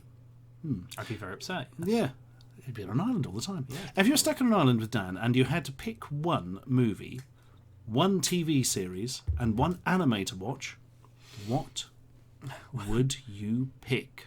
I'd pick something that you could make a life raft from, one that you could eat, and one to help pass the time. You'd pick a movie you could make a life raft from. I know. Conceptually? No, I mean, like, again, some sort of novelty, like, tape that I could turn into something like maybe back in the day they had like a huge VHS thing. Like one, actually, a couple of those old ex-rental VHS boxes. You probably use them as a flotation device. Something like that. But again, I don't know why it's got to be on an island. Maybe it could, because you could just say, you're in your house, it's daytime, you're all bored. If you could choose 3 films to have it, it's the same question right now. I always find that it's like, why is it got to be on a desert island for? Why has it got to be peril? Because it means you can't go and get another one. I won't. Well, how about the rule is you can't get another one. Choose 3 films. Yeah, but why the peril? The island is a shorthand way of saying that, isn't it? You're drowning in a sea of milk. You need to go watch 3 films. Which films do you choose? You're on the moon. You've got an hour of oxygen. You've got 3 films to choose from. What do you go for? It's just the arbitrary nature of it. And so it might come across a bit like I'm picking on the question. Yeah, or the person. Asshole. I'm picking on the question, not the person. That's what I meant to say. The movie, I don't know. See, I've got RoboCop in my head now. Yeah, but that's a really good choice, though. Yeah, it's a fantastic shoot, a fantastic choice, and I love how it was made and how they put it together. Because you probably know more about it than I do. There's a really good documentary on it being made at the moment. Annoyingly, Peter Weller would not be interviewed for it. Oh, he is usually always up for talking about it, isn't he? No, I don't believe he is. No. So they got Paul Weller instead, who plays the changing man. TV series. Or a long episodic one, something like the original Twilight Zone or Outer Limits or something. There's loads and loads of episodes and they're all different ideas and stuff. Yeah. One anime, I don't know. I would go for Cowboy Bebop just because I was told it was good once by a man. Yeah. I don't know. I think, with the documentary with the RoboCop, again, I've watched quite a handful of them. They really are interesting how the film never happened. And it's the sound design that always gets me. The sound design behind RoboCop. I always forget when I watch that film. I think what was it? So it's behind the scenes footage, and Paul Weller, Peter Weller. Paul Weller would be very different. I always get the names confused. Peter Weller's sitting there, and he's got the chassis, the chest plate, basically taken off, and he's just sitting there. You can see him sweating his ass off, and it always dawns me, and I see that, and it dawns me that it is literally this guy in a suit. All that sound design and that beautiful kind of choreography, I forget that it's not a robot. Do you know what I mean? Like, it's done. The performance is so well done. I just love it. I really love that. Do you know the fact about RoboCop's movement and how it changed? I do, but go ahead. Yeah. No, tell me. It's really interesting. Now, in case for the listeners who may not know, originally he was supposed to walk in a or move entirely in a very sort of light and quick fashion, like a ballet dancer. Yeah. And of course, if you've seen the Robocop suit, that's physically impossible inside it, and wouldn't really fit the character anyway. So the movement coach, who I think was a ballet dancer, then worked with to come up with this much heavier things. I mean, Robocop's more like a tank than bloody Nureyev, you know what I mean? Yeah, definitely. They said that the production when they were doing it was actually halted because of the suit, and he actually Paul Weller said to the actual to Verhoeven at the time, he says I can't work at this, I can't do it, it's just this isn't working, and they shut down production. I think did they shoot for 2 weeks, or the production was halted for 2 weeks because he literally couldn't do it. And oh god, what was the name of the dance instructor? God, I can't remember what his name is. Benny and the Jets. But he literally, he literally had to take him to a side and say, we're gonna have to work it. He says this thing isn't no longer. Cause I think he used the analogy of it being a snake. He says it's no longer that. It's no longer reptilian. He says it's a beast. It's a monster, and everything's got to be kind of like strong movement, and that's where they changed it. And it worked. It worked. It amazingly. did work. But I still would love to have seen what it originally would have looked like. You know, in some alternative universe, the suit did work or what have you. I'd love to know. There's kind of a hint of that in that remake they did, but it's not worth the time. I didn't hate the remake. I know you didn't like it at all, did you? No. I mean, again, I don't dislike it. It's just so nothingy. There's almost nothing in the bloody film. And by the end of it, it even manages to piss on its own bloody stuff it's set up, and you end up with this sort of cheesy ending and well, the first one is more about what's it called, Murphy's humanity and what it means to be human, and you know, what makes us. I think the remake is all about free will and choice, isn't it? Yeah. But again, there was, which is good. I mean, I like the way they've gone a different route for it, because there's no point telling the same story again, because the original film still exists. Right, definitely. But they kind of didn't do much worth watching. It's a shame. Yeah, definitely. I see it with it. I mean, it wasn't the most amazing film. It's definitely not the worst remake I've ever seen. But I enjoyed it. There was a message there from John Famalama Ding Dong, just says, "Don't be a winner."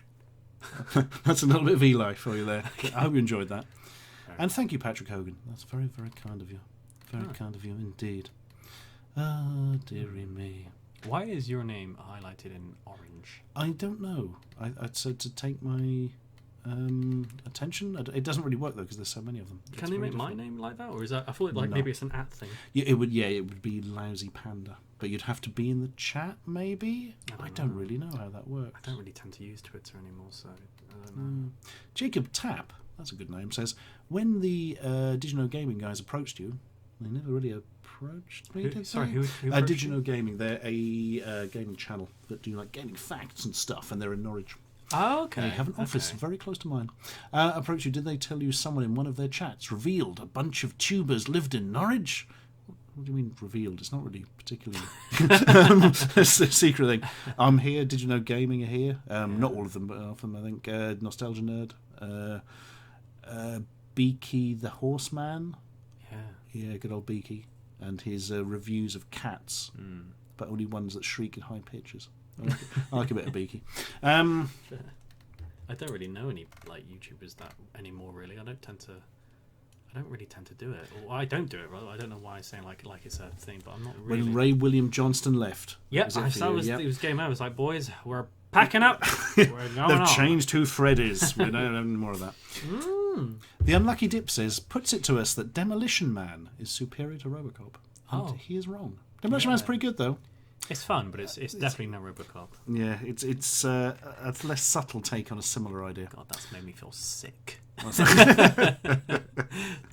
Demolition Man was funny, but it's honestly, seriously, trust me. The 3 seashells thing was that was quite clever. I was like that. Yeah, if they made a sequel now, they'd actually reveal this. Oh yeah, fucking hell, yeah. You could download from their website the making of the 3 seashells featurette. Yeah.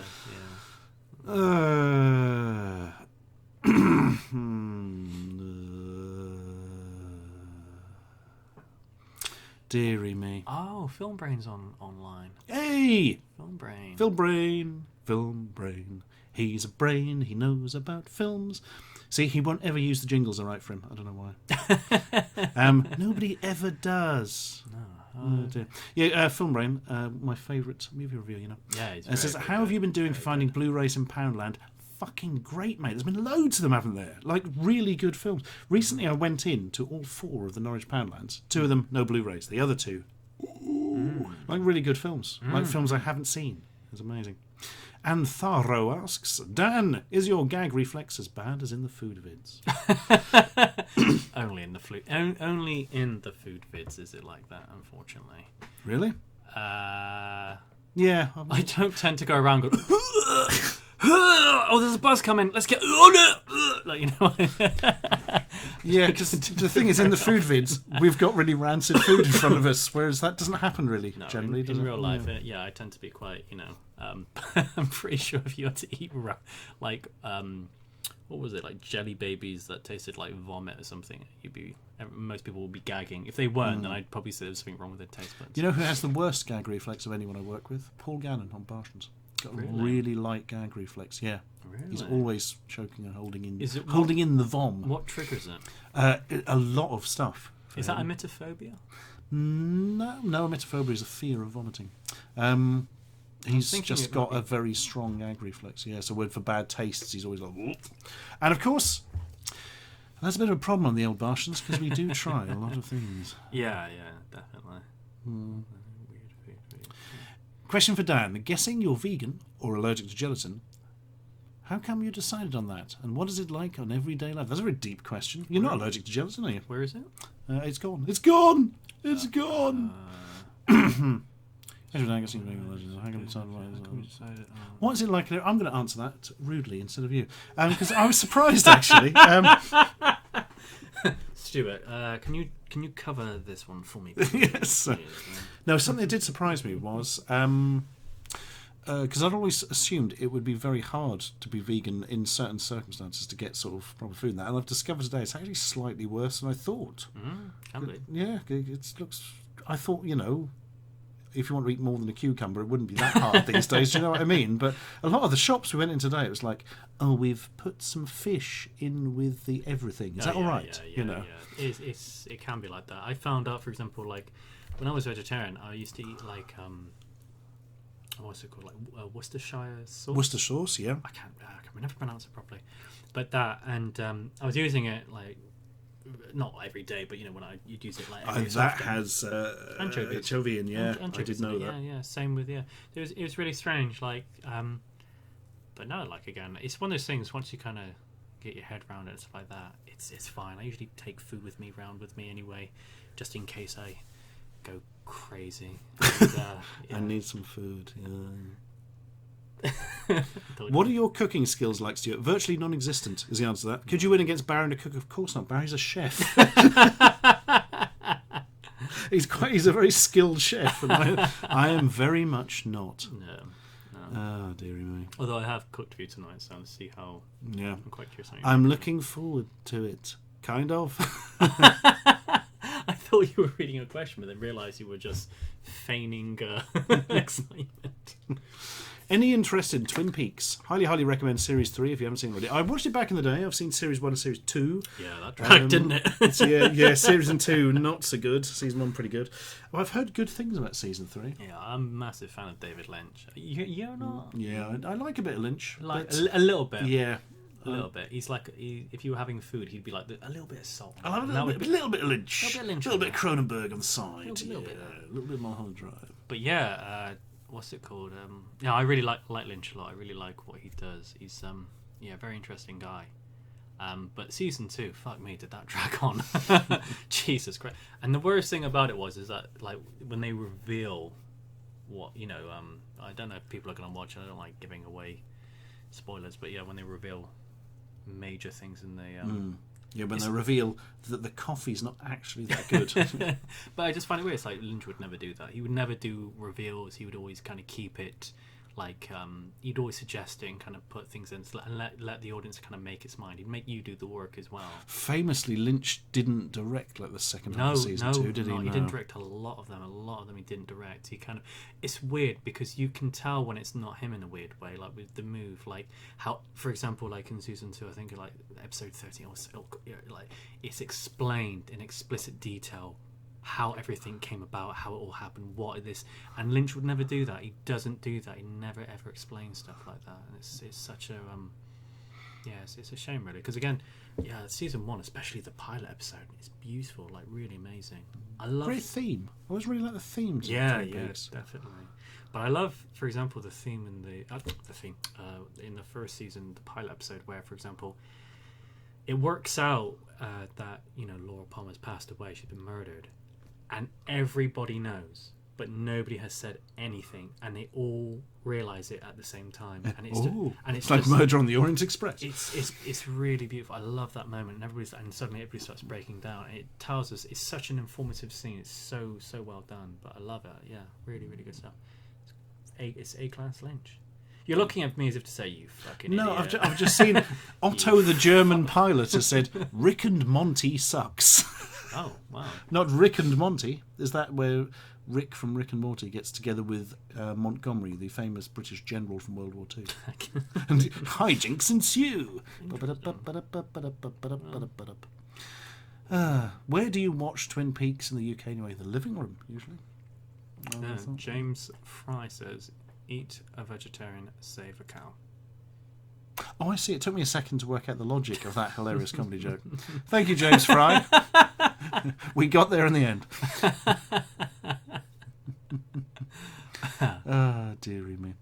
What do you think about Amazon making a Conan the Barbarian series? Are they indeed? Like, that could be a good series. I could live with that. Well, sorry, say it again. Amazon doing Conan the Barbarian, apparently. Probably nothing to do with the recent not good film with Khal Drogo in. But do you know what? I haven't seen that. It's really not good. Yeah, very disappointing. I find it a weird thing though. Like Arnold Schwarzenegger films though are not.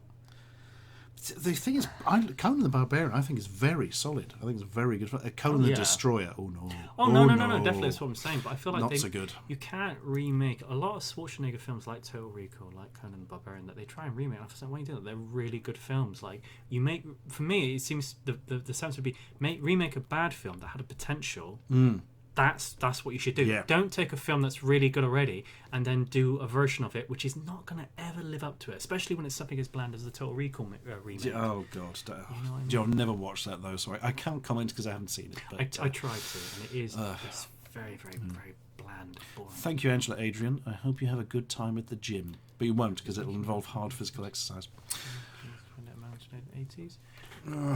Did you know that apparently never... Captain Fantabulous says, did you know they apparently never meant to reveal the killer in Twin Peaks, but a member of the crew was caught in the mirror when they were filming the scene? Because it is a member of the crew plays Bob, isn't it? Famously. Yeah, it is. It is. I didn't know that fact, though. I did, yeah, but again, I was trying to... It's weird, 'cause I don't want to give, like... I mean, it's such an odd series, but it's still one of those things where I don't want to spoil it for people and say, oh, by the way, the killer turns out to be... Or, like, because it is Bob, but then it's also... somebody else? Or is it? Yeah. Stuart and Dan asks Bad Wolf, what's your favourite mobster movies? Like gangster films. Mine must be The Godfather. Oh, fuck off, mate. Yeah, it's fucking great. Oh, mate, go on, piss off, mate. No, mate, it's fucking great. Oh. I hadn't seen it until recently. It came up on Sequelizers, and they're like, we got to do Godfather Part 3. I'm like, fuck, I haven't seen any of them. And they're 9 hours long. And I've had my whole life, everyone going, oh, Godfather's amazing. It's the best thing ever. Oh, it's just fantastic. Godfather's probably the best film ever. Oh, you got to see it.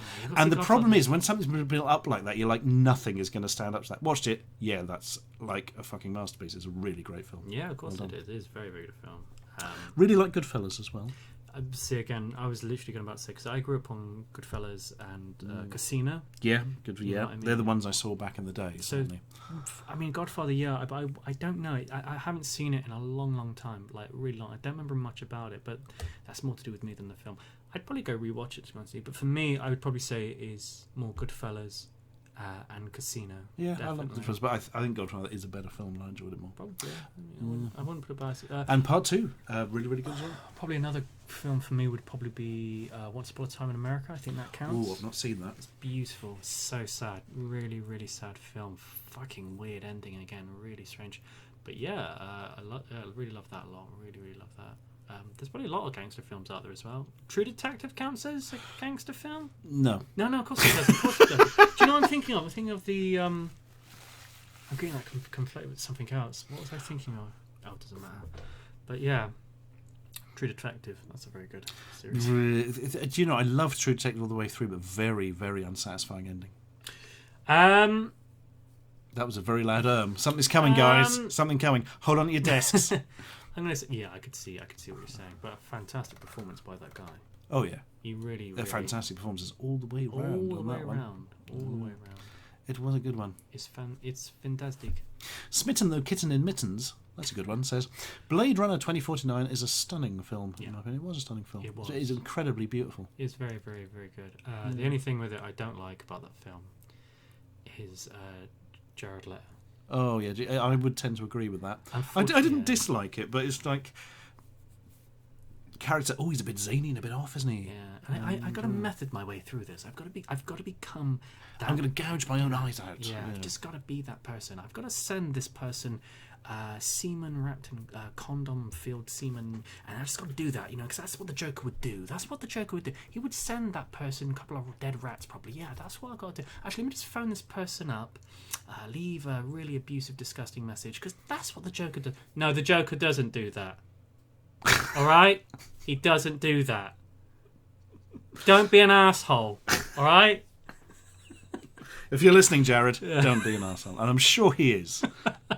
He's always straight until he is. Oh, this is interesting. Muiki Kuli Wanda says, Jared Leto's role was apparently originally meant to be played by David Bowie. Oh, yeah. Bowie's good. That would have been interesting. Yeah, I don't know. I mean, again, it sounds hard. I just don't. I don't think Jared Leto... I loved him in Suicide Squad, guys. I just...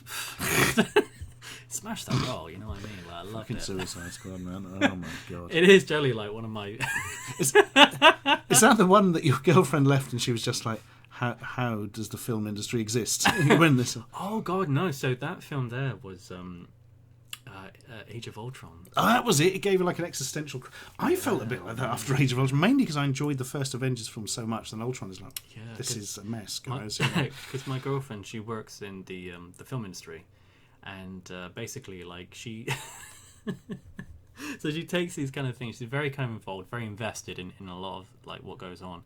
And when she saw like Avengers, she was so dumbfounded by like she came out of it thinking like they spent like so many hundreds of millions of dollars on this, and there are people starving in the world, and just kind of like it just could have gone on anything better, anything. God's sake, guys, she was really just distraught. I think she was. It felt like it was more just a desperate trying to make sense of what they'd done. It was just like that. It was horrible, but she hated it. But I tell you what, it's still a lot better than Suicide Squad. No. See, for me, really, yeah. But you gain enjoyment from Suicide Squad, but not in the way the director would want you to. No, I don't think. Yeah, it's one of those things where I like a lot of kind of. It's a hard thing to explain. I don't know if it's a hard thing to explain, but I really like films that are incredibly. You can see there's been a lot of money in it, a lot of investment in it. But it's just awful. It's just not redeemable in any kind of way. Like Spider-Man 3 and those kind of films. Like I don't know why. I just really like the fact they were really pushing it. We've got to put more money in this. We've got to make it bigger and epic. It's got to be so much. But it's just not a good idea to begin with. It's shit. And I really that's what I get from like Suicide. I really like it though, and it is one of those films I've watched multiple times. And I don't know. It's just awful, but it's I find it so enjoyable at the same time. It's a very weird, I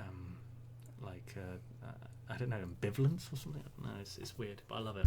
I love it. Somebody said Existenz, the old Cronenberg, wasn't it? Oh yeah, Cronenberg. That's another thing. What's that? That's about existentialism, isn't it? To an extent, yeah. Nature of reality, virtual reality stuff, and all that. Bulliard or something. It's like, again, it's postmodernist shit. No, it wasn't particularly. No, it's Jude Law and stuff.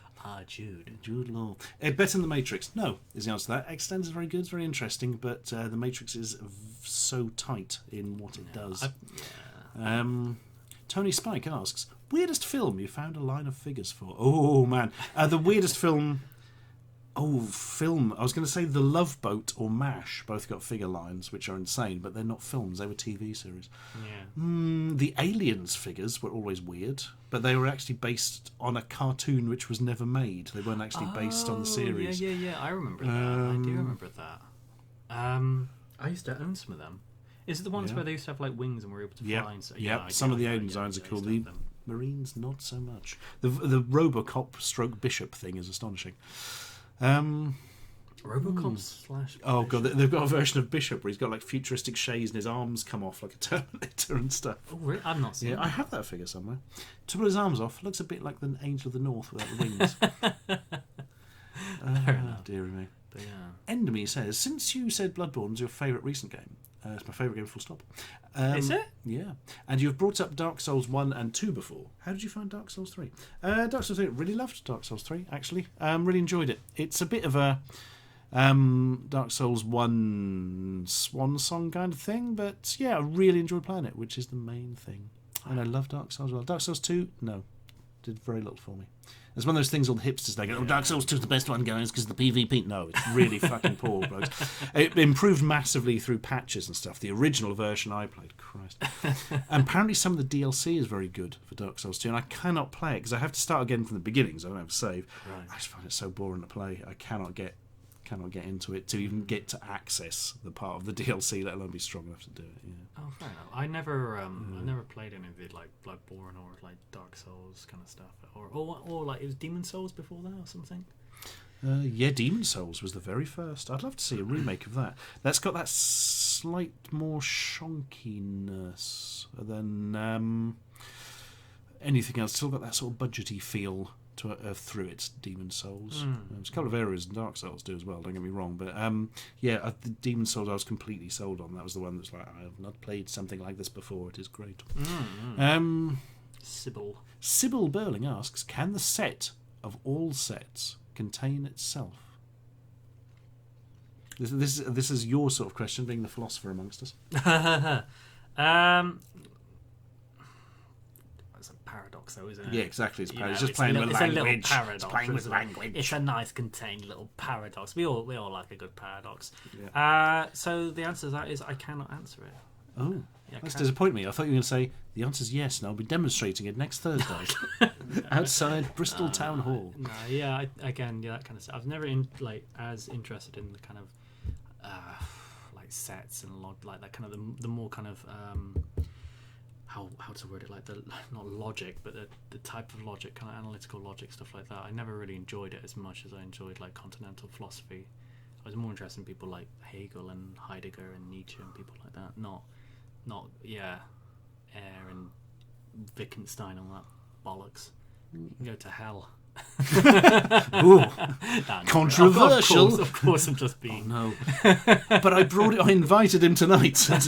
Me opening the curtains. No, get out, mate. Get out. I haven't done it in years anyway. I've never, you know what I mean. I've never done it at all, so I can't tell you. Oh, dearie me. Reading down to find a question. What film or TV show do you love, but everyone hates? Well, not everyone, because you don't. But I don't tend to like a lot of series. I don't like Game of Thrones.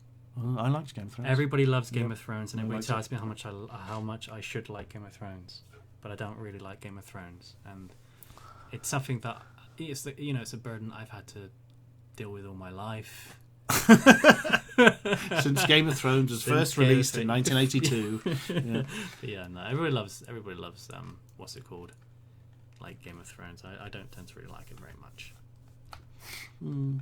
Will the Bartians backdrop ever be back? Asks Antharo, or does it depend on how the YouTube gods feel towards you in a given moment? Oh god, I don't know. I've still got the backdrop. I've got it in the garage. But no, I don't know if it'll be coming back or not, because they won't let us store it in the space. It was the whole thing of, if you want to store a set, we'll store a whole set for you. And we're like, no. All we need you to store is one rolled up background. And they're like, all right. And then one day they went, we can't store anything now. We hate you now. You go die. Die. Is that really what happened? Yeah. It's, apart from the bit about them saying you go die. You go they die, didn't actually say you go die. They were probably very professional about it. Yeah, they were more professional than that, it must be said. But yeah, it's like, oh, really? You've just changed your tune there, haven't you? And it's just too big to take back. It cost me a fortune to have printed. It's like a proper bloody vinyl backdrop. So you just got rid of it? Yeah. No, I still have it. Oh, but okay. it's not something you can take down the train easily, do you know what I mean? Oh, I see, fair. Oh, dearie me. In episode 8 of the Barshans podcast, there was a mention of the Barshans logo sometimes being wrong. It intrigued me, but it was never explained further. What was the mistake? The mistake was it's supposed to be bars in one colour and hens in another, but some of them, I believe, said bar in one colour and shens in another. What? Yeah, don't worry, it doesn't really mean anything at all. 10-ton hamster asks, this one for you, Dan. Any stories about Terry Brain, dad of Dave? I never met him. But... yeah, there's quite a few stories with Terry Brain. But yeah, those who don't know, Terry Brain, basically, he was the guy who made Trapdoor. Don't you open that trapdoor? Yeah, and basically, I knew him before he passed. I was quite close to him before he passed away, sadly. But yeah, I've got quite a few stories. Like, we used to get like drunk sometimes, like go to like pubs and stuff like that. But he was a lovely guy. Really lovely guy. I do wish I'd met him, but I never did. Yeah, no, he's a fantastic guy. Really good, and a profound animator. Like at the Aardman Studios in Bristol, where he worked a lot, they've been doing a lot of like kind of like send-offs and celebrations and like kind of like about him, which has been really sweet, really nice, kind of looking over his work, and it kind of really brings into kind of perspective like what a wonderful kind of impact he's had upon like the animators community, because they literally like look up to him so much. He was so like, and how influential he was. Yeah, really lovely, really cool. What else we got? Have I ever delved into the Neo Geo Pocket? I certainly have. I love the Neo Geo Pocket Color. It's one of my favourite handhelds. I absolutely love the little clicky. It has a little clicky controlled thumb joystick thing. Fantastic. Really good for playing fighting games. Ooh. It is really good. End Me asks, are you looking forward to Dark Souls Remastered and From Software's new IP, Shadows Die Twice? Also, have you played Neo? No, I haven't.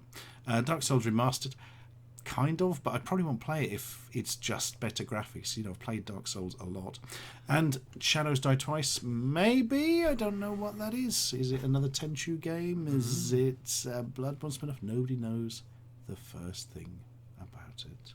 Interesting. Are you a fan of the Assassin's Creed games, Stuart? I've still not properly played one, really. Oh, so you're not a fan?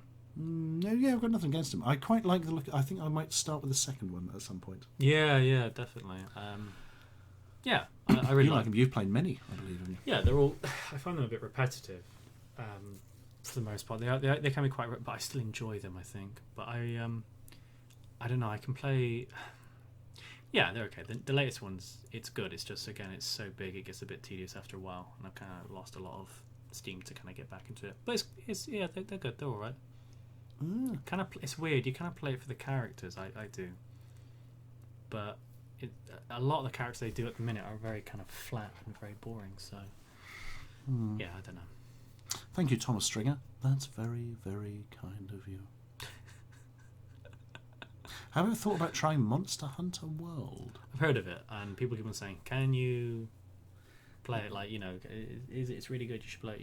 And I don't even know what it looks like. I very briefly started a 3DS version ages ago, but it felt like a game that needed a bigger screen and a bit more graphical oomph. But I might try the new one because it looks like it'll be fun. But it's something I've never gotten into. Somebody gave me a Japanese copy for PS3. Somebody who was very good at it. But yeah, I've kind of, to be honest with you, falling out of a lot of love with computer games. Probably the last couple of years. I don't play as many as I used to. Oh, you old man, Dan. It's just one of those Neither things. do I, but only time at the minute. So if not, I'd just sit here all day watching films and playing video games. It is. I absolutely would. I think it is a combination of the two. Yeah, definitely. Like being too busy, and also like, I don't know. Like I just remember getting more excited about games when I was like a few years ago. Like, because PS1 was more my kind of console. I think that was the one where it's like, that's my fond memories. Whether now it's kind of like games come and go. Even God, what was that? Name that, not Shadow of the Colossus, but it was made by the same team. Last of the Guardians. The Last Guardian, yeah. The Last Guardian, that game. Yeah, like, I remember being really excited for it. Came out, and I just didn't Yeah, it doesn't. It's one of those things that's not quite finished, unfortunately, which is a shame. Yeah, definitely. David McCooey asks, "How about doing some stuff with Misc? I feel sad that the new YouTube rules might destroy his great channel." Ha! As if YouTube could stop Misc. As if anybody could stop Misc. Misc is a force of nature magnified. Yeah, we are going to do some stuff this year, actually. We've got a couple of little bits planned. But I'm going to keep it under my hat. Yeah. And Thomas Stringer asked quite a good question. I know you don't talk about politics in your vids, but do you think politics has a place on YouTube? Of course, everything has a place on YouTube, as long as it isn't horrible. That's true. I don't want to see Logan Paul pissing around and desecrating corpses, for instance. But, you can have... I know, it's amazing that that's not even a joke. That is a thing that happened. But yeah. I don't really know. It's, yeah. Jesus. Yeah, it's unbelievable. Jacob Tapp says, Monster Hunter is an incredibly boring and unrewarding game. You spend 20-30 minutes trying to kill a single creature that keeps running away from you, and if you die, it restarts. I'll just give it a go. You can never go. Mr. Mike Hunt 87 says, ever played any of the Yakuza games? Ashens. No. Mensky is the Yakuza expert I know, actually, by coincidence. Who actually appears in the chat above that question. Nice. This is too freaky now. It's too spoopy for me.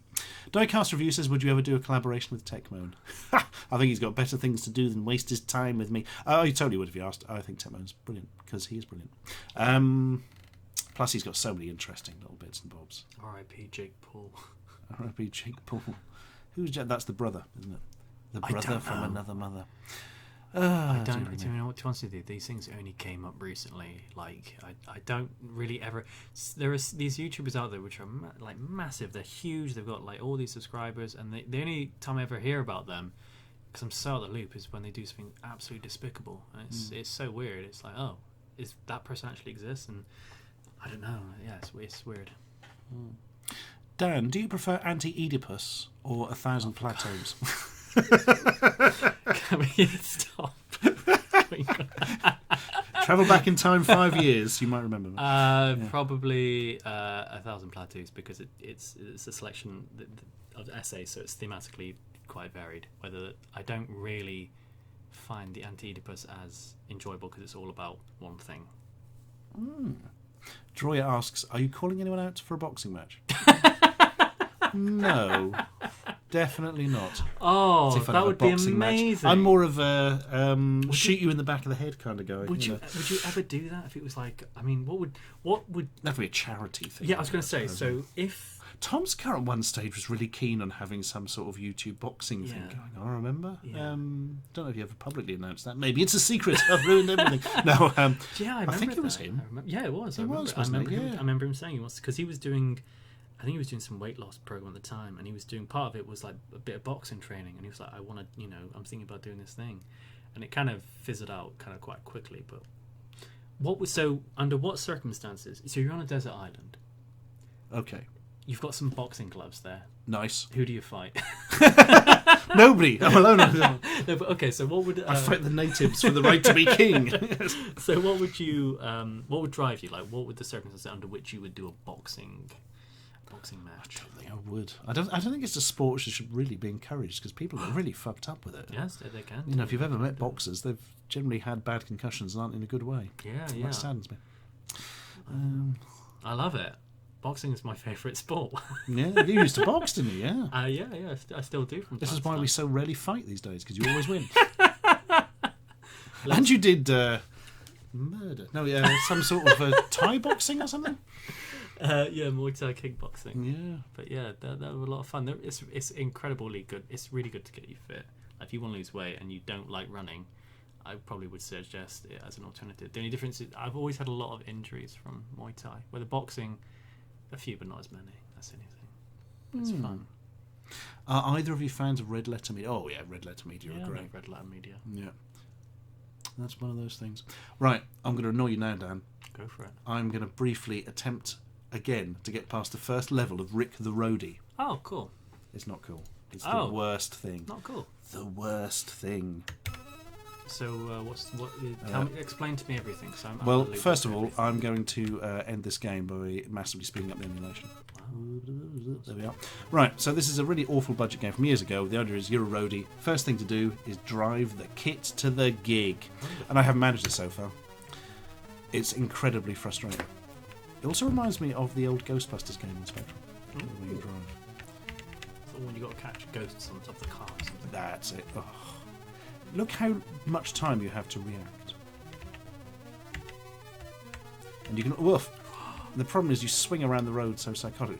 It is weird how in old 8-bit games cars handled like they could move left and right just at will. It must be really easy to parallel park them. Yeah, definitely. Right. Nice. Oh, nice. I'm going at 50 miles an hour. I think any more overly dangerous. I think it might be 100 miles to the gig, and I've got like 92 and 93. Not actually 100. I don't know. I've always got this thing. One thing I do watch on YouTube is a lot of speed runs. I used to love watching speed runs. Yeah. So what was the game? God, what was it? It was a ninja game, but it's not. It's what's it called? It was one I had as a kid, and it was incredibly difficult. God, that's not going to help if I don't remember the name of it. Nope. What machine was it for? It was for the NES. The NES? Yeah. Okay. Ninja game, Ninja Gaiden or something? Yes. Ninja Gaiden. God, my bad. Yeah, I played that. And again, I found it incredibly difficult, like just really difficult. And I remember watching a speed run of somebody a couple weeks ago doing it, and they just absolutely rinsed it. And I was thinking, how do they get to that level? Like, I never even got to complete the game. It's like watching these people just burn through it. I think it's amazing. I like the only speedruns I ever watched really were for the From Software games, the Dark Souls, and, Bloodborne, Demon Souls, and that kind of thing. I think mostly because they are. I give up on this now. It is evil, I tell you. Why don't we play that pub game? What's it called? PUBG. We're not playing PUBG. We're not streaming PUBG. If people want to watch PUBG, then they're going to think. Oh, Draco! Interesting question here from Dracothorpe 101. Will there be more branching video stories, or was that just a fly that is dead on YouTube? There will not be more branching video stories because they turned off the feature that allowed you to make them. You can no longer, properly, no longer put up annotations. You can only put up cards. And it's not possible to do branching stories with cards. Oh. It's a pity because we did a couple of good ones of them. The Knighthood and Decoy Halloween is my favourite, I think. Although Who Stole My Sofa is good as well. And they're the only two we did, so yeah, that's a thing. Oh, dearie me. A lot of questions about Martians, I've noticed. That's nice. It is nice. Because it's one of those things that me and Barry did mostly because Barry can't do anything but food on his channel. Yeah. Because he's very specific, whereas I can ask about a lot more. And yeah, we just kind of set it up like a sort of kid show for adults. And to be honest, we never really expected more than I don't know. We always said if we get to 50,000 subs, then we will, that would be an astonishment. And we're nearly, I think we're on about 100,000. We might have even hit 100,000 subscribers. Amazing. Which absolutely blows me away. I should promote it more. I never really promote it. Yeah. Or mention it. And occasionally people go, why don't you do stuff for Barry anymore? I'm like, we do one video a week, guys. But, it's one of those things I just didn't think there would be such an audience for it. But as time, it's become more of its own thing when we got Eli and Paul, and I think all that will help. Yeah, definitely. Work that out. Oh, those were the days. Everyone should listen to the Cheap Show podcast, says Pook365. Everybody does. Everybody listens to the Cheap Show podcast, as well they should. Ashen strikes me as a H1Z1 player. I did play that once. It didn't do much for me. Got any Chinese bootleg game cartridges, Ashens? I'm Ashens, mate. I've got hundreds of buggers. I've probably got over 100 for the Game Boy Advance alone. Will the lovely Ash be a guest again on Martians? Says Go Away. Yes, I jolly well hope so, because Ash is brilliant. He's also a very good comedian and very fucking quick. But he does show us up a bit by being really excellent. So, there we go. How do you, this is a question over, how do you find it being a celebrity now? I mean, do you ever I don't know, Dan, because I'm not. not. Do you ever get used to it, Stuart? Do you ever get used to being a celebrity? Well, it doesn't affect anything. It doesn't mean anything. Nobody... You don't get loads of money. You don't get recognised much. When you got 1 million subscribers, though, you must have been like, yeah, I'm pretty much there. I mean, you've heard of God. Well, I'm twice as big. No. I mean, I get recognised a couple of times a week, maybe, on average. Yeah, I like to kind of walk away when you get recognised and then watch you and see what you do. Because I'm like, because it freaks me. What I do is I twist my head around 180 degrees and then walk like a spider. It puts people off. I find it, I don't like it. I really don't like it. I've only been recognised enough that I find it very uncomfortable. I don't mind. It's fine. People are always nice. It's not a problem. Yeah. The only thing is a lot of people won't say anything, but they'll kind of look at you. And you're thinking, oh, God, do I have bad hair? Or, breath, check my breath. Yeah. Or do they recognise me? You don't know. I remember Guru Larry saying that from when he was on television. It's like he'd be out some places and he'd be like, are they just staring at me or are they recognise me? And then he's like, fuck no, I can see him talking to him. Oh, he has. I wish they'd just say hello or something, you know. So that thing you got recognised from like Tom Scar and somebody just thought you were like... That was the other weekend, yeah. So we were in Southwold, a place in Suffolk on the coast.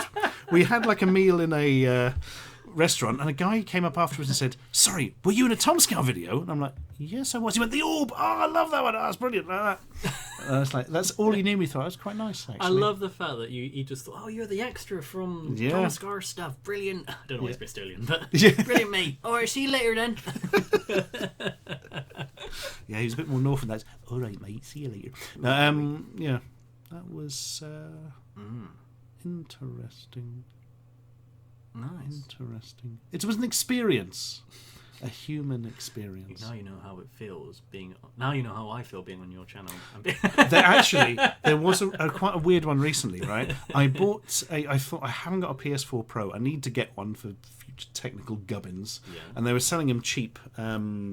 Not cheap at all, actually, but cheaper in game. So I went in game and bought one, and I just went through the usual thing of you do when you buy stuff. And they said, "Oh, do you have a game reward card?" And I'm like, "Oh, I do, but I very rarely go in games." So I'm like, "I don't have it on me." They went, "Oh, hang on, we'll look you up in the system." They went, "Ah, here you are. Oh, brilliant, sorted," and all that stuff. Yeah. And I walked out of the shop and I thought, they never asked me my name. They looked me up on the computer, but they never asked me my name. And they hadn't seen my card or anything at that stage. So it's obvious they'd recognised me who I was. But at no stage did they say. And I was like, I wish you'd just say something, because that's kind of weird now. Yeah, that's kind of... Yeah, definitely. Yeah, I never... that kind of... This is quite tangential. But I've had it before, because I drink a lot of coffee. And I mean an extraordinary amount of coffee. By coffee, he means the blood of goats. And I... used to go to coffee houses so often to get coffee to take away that they actually started like getting familiar with me, and they would actually say, "Oh, the usual." Oh, the usual, Mr. Tomlinson. We like you so much we won't even spit in it anymore, like we do for everybody else. It got so bad, and I got so familiar that I used to get embarrassed going into the coffee. So what I would have to do, this is embarrassing, but I would actually have to kind of like make it so every day I'd switch coffee houses, so it would kind of break up which coffee houses I would go into. I can understand that. I was hoping you'd say I went in wearing a giant sombrero and a false moustache. No,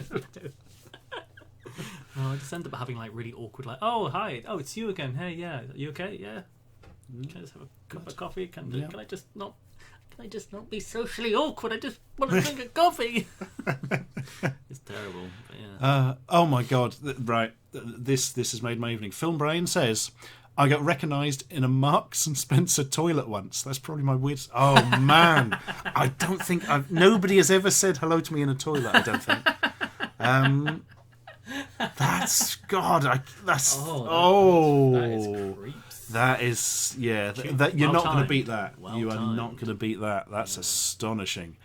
At least it was not Market toilet, Marks and Spencer toilet, not one of these Morrison's toilets. No, it was a Marks and Spencer. No, joking aside, bloody hell, that's bloody hell, mate. Crikey, yes, I've got that to look forward to in my life. Maybe no, I don't think so. I hope not. Don't worry, it was while I was washing my hands. It wasn't the urinal.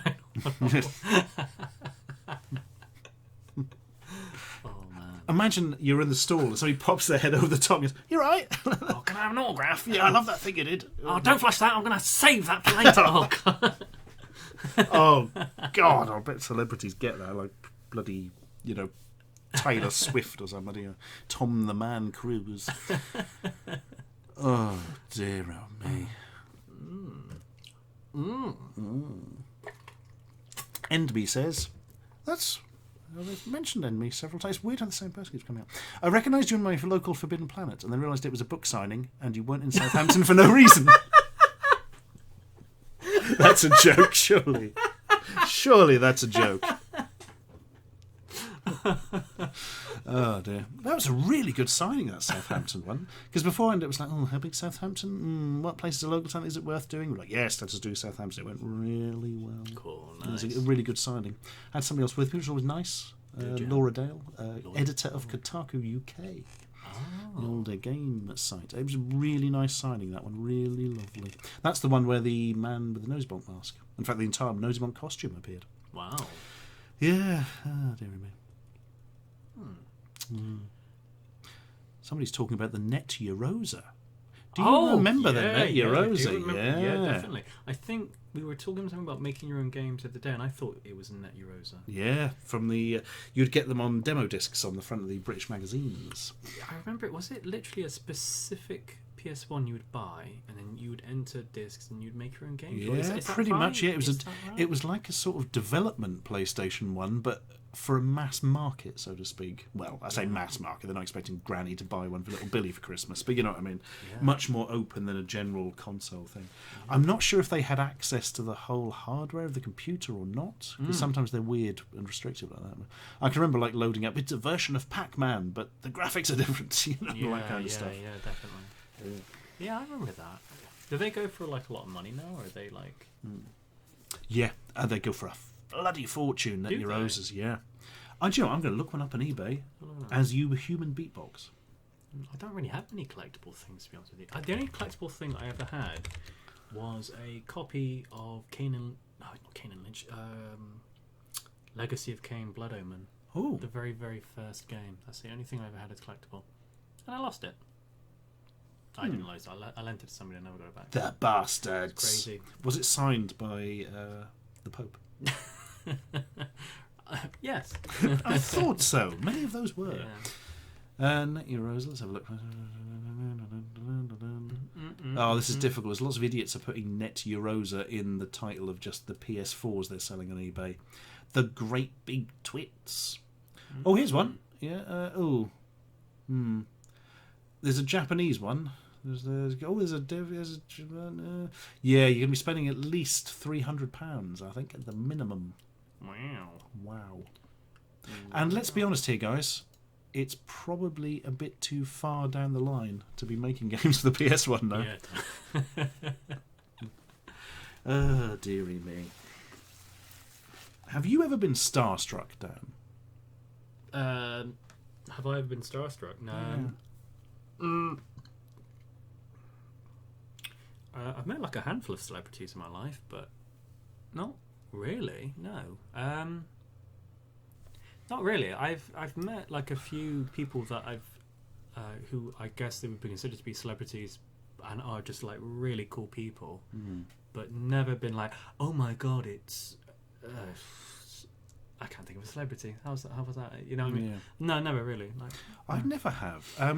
Well, so usually I'm working with them in some capacity. I mean, not like major celebrities, obviously, but cool people like Robert Llewellyn and Warwick Davis and all that. And no, I think when you're working with them, it's different somehow. Just like, because you're on the same sort of thing. The only time I've ever been nervous to approach anyone was when we were at Eurogamer, back when they used to do it at Earl's Court. Went with Dan one year, and we saw Peter Serafinowicz, who was there with Benny Wong. Benny Wong, actor, yeah.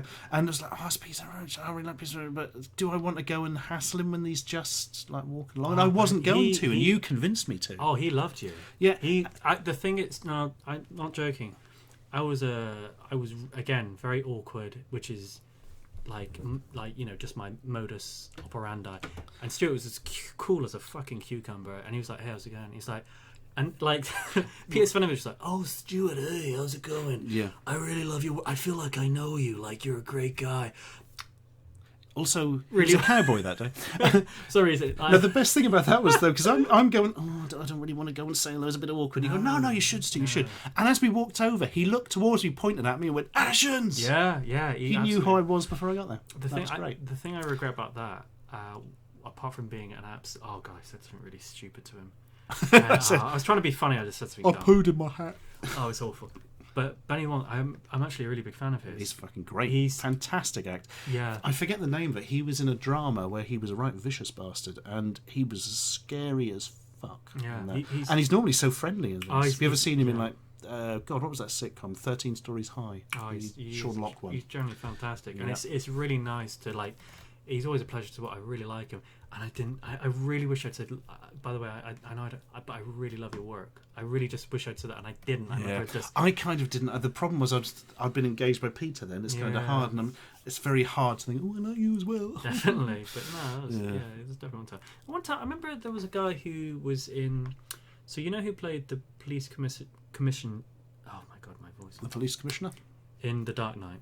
Yes. The black Commissioner guy. Loeb. I forget what his name was. Yeah, I know I can see his face, but I don't know his name, I'm afraid. Yeah. So he was in like the Fast Show. He was in the Fast Show. He was at the years. He used to occasionally do the sketches and stuff. Yeah, and did the what's that? Oh God, I can't remember the American guy. Hi, I'm Ed Winchester. Ed Winchester. Yeah, he was like one of those in ones. Yeah, and he also does like bits and pieces of voice. He's got a very, very striking voice, really, really beautiful voice. But yeah, so I remember I used to do extra work before I like used to do like performing like more pop properly. I don't know, in a more professional capacity. Like I used to, and I remember I met him. And I didn't really think much of it at the time, and I got into a conversation with him, and he was just such a lovely guy. He was just one of the coolest people ever. Like, because again, when you do extra work, they say to you, don't talk to the guy, don't talk to celebrities, just keep it cool. Don't do anything. Don't go to them. Don't ask them for autographs. It's very professional. It's very much. Because when you're an extra, you're the lowest of the low, kind of, right? You know, you're literally. They actually do refer to you sometimes as sheep. Yes, cattle. I've heard extras like referred to as cattle. Not on my sets. No. They're referred to as gods amongst men. Equals. Brothers in arms. But yeah, like, it's just one thing. But he was such a lovely guy, and he, like, just, like, regaled us with, like, stories. Like, because he did, like, the Dark Knight film, and he told of this. I'm telling his story, but I'll say it. That's what it started. But yeah, and he was telling a story about how he was on the set, and he was very nervous, and he was doing a scene with Gary Oldman, and you know Gary Oldman is Gary Oldman. He's again amazing actor, really really cool. And so he's on the set, and he's nervous, and he's trying to remember his lines, and he's thinking about his accent because he's British. He's got to put an American accent, and a lot of the actors in America, some of them tend to resent English actors because they see it as taking their work. So a lot of the American actors will kind of like get resentful towards them. So there was a particular actor who was doing that scene with him, and basically he's there kind of trying to get his lines in his head. This actor goes up to him and he says, "Call that an American accent?"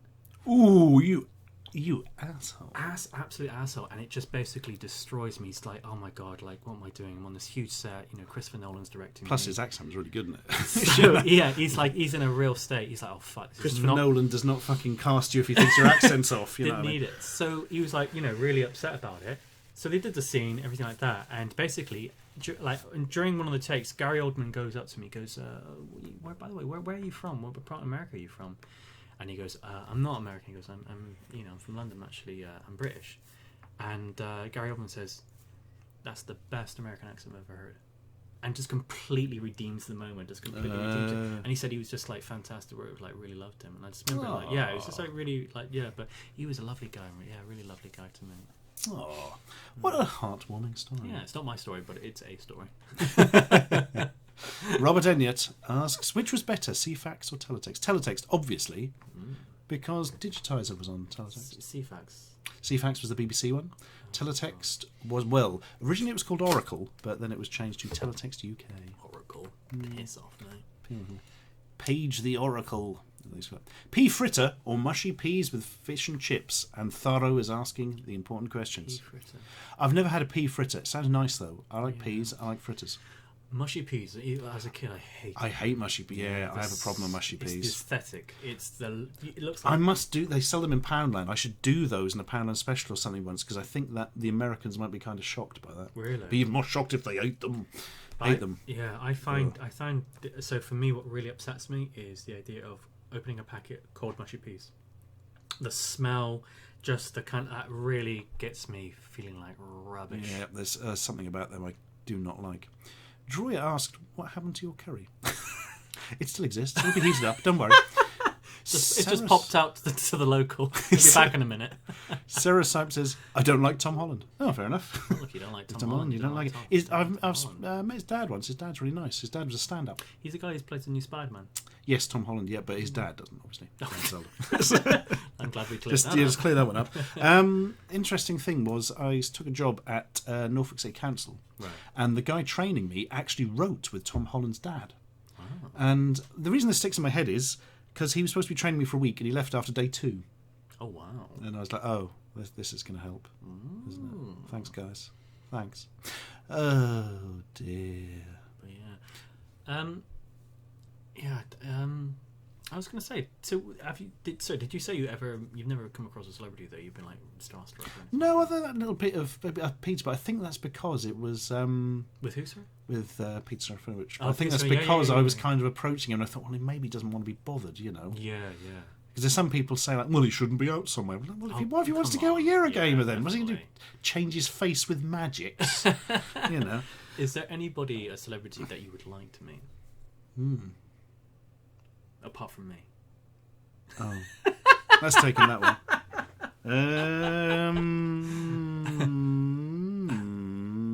This sounds like motorbike. I don't know. Not that I can think of, actually, no. But I'd quite like to have met John Hurt. Yeah. And annoyingly, he was around Norwich all the time because he was like patron of the local arts cinema City, and he was like patron. He was chancellor of the local arts university where some of my friends work, and I was right near him. I've stood near him, but I never actually spoke to him. Yeah, I remember.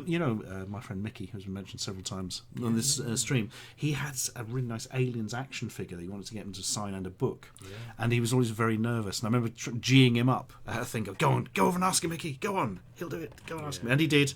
And he signed him, and was really lovely. And Mickey has now got those signed, and it was a good time. That's cool. And Mickey was so happy. His little face beamed.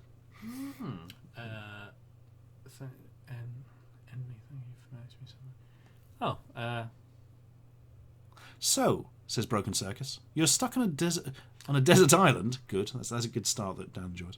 And you have a choice between eating mushy peas or Brussels sprouts. I quite like Brussels sprouts, so I'm happy with that. I'm not against Brussels sprouts. I'm not technically for them. I would probably... I'm so sick of you sitting on the fence about sprouts. I'm so sorry. The sprout fence. Yeah.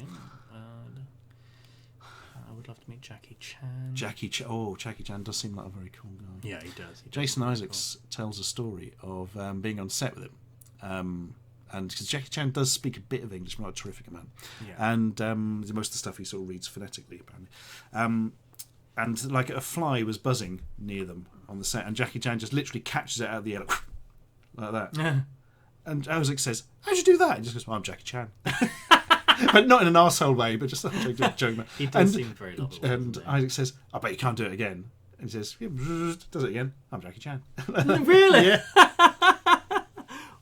That's amazing. That is a great story. Why are we telling other people's stories? Don't know. We don't have any of our own. So, on tonight's podcast, other people's lives. Can you turn the cam on so we can watch you talk? No. Imagine this like radio. You don't need faces. Yeah, don't need faces. Plus, it turns on a second microphone that I haven't actually worked out how to turn off. Also, I find it like distracting. It's incredibly distracting.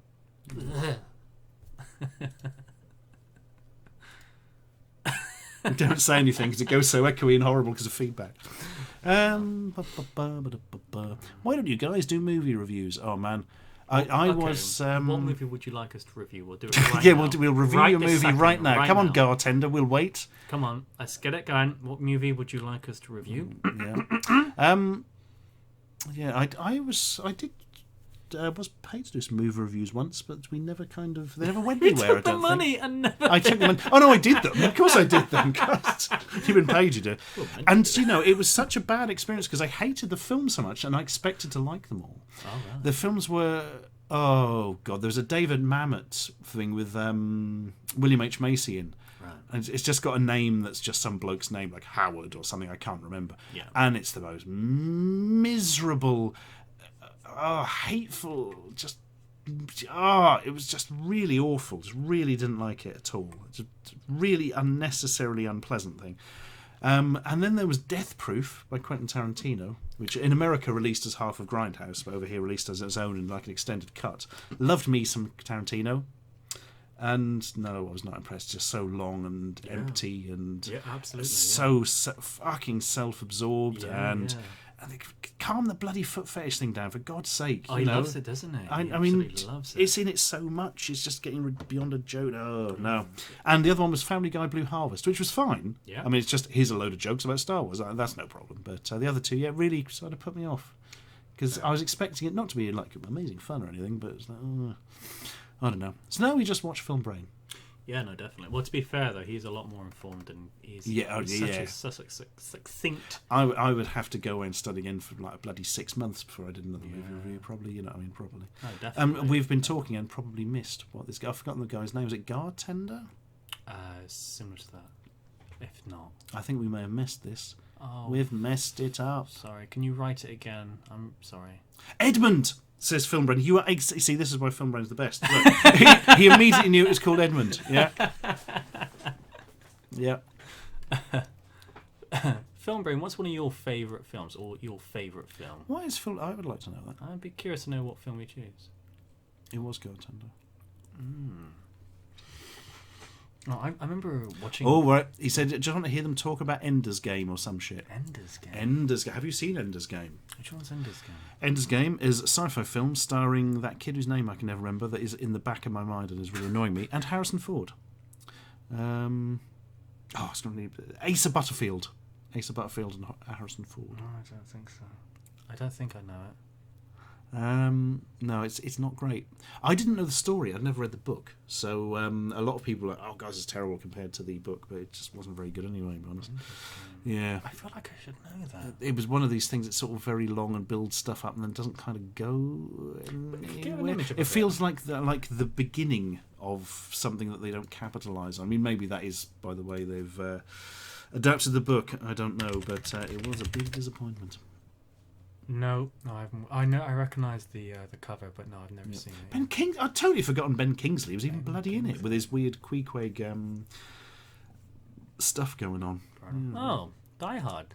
Die Hard as my favourite. It's a good all-rounder. Oh man, Die Hard is fantastic, isn't it? It's a good film. I do enjoy it. It's a bloody good film. Definitely. Yeah, no, totally behind that as a thing. Johnny's End. Film Rain says, "I just watched Journey's End with Asa Butterfield the other day. It was definitely a film." If you can't say anything nice, don't say anything at all. I'm curious to know what Film Brain made of Last Jedi. If he's done a review, I haven't seen it. I feel like I haven't seen it. No. Did you do it? I'm pretty sure you have. Yeah, Matt, mate, did you do Last Jedi as yet? I don't think he did. No, I'm pretty confident he didn't. Yeah. If he did, it's not on his. I've got a very clicky keyboard for doing this stream, haven't I? No. Maybe it was just like it's too obvious. Keep them on their toes. Yeah.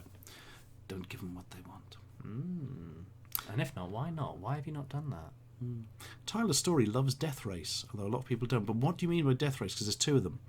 Death Race 2000, the original, with David Carradine, and there's like a more modern version. If I remember, Sylvester Stallone was in one of them. But yeah, no, Death Race. That was the one about.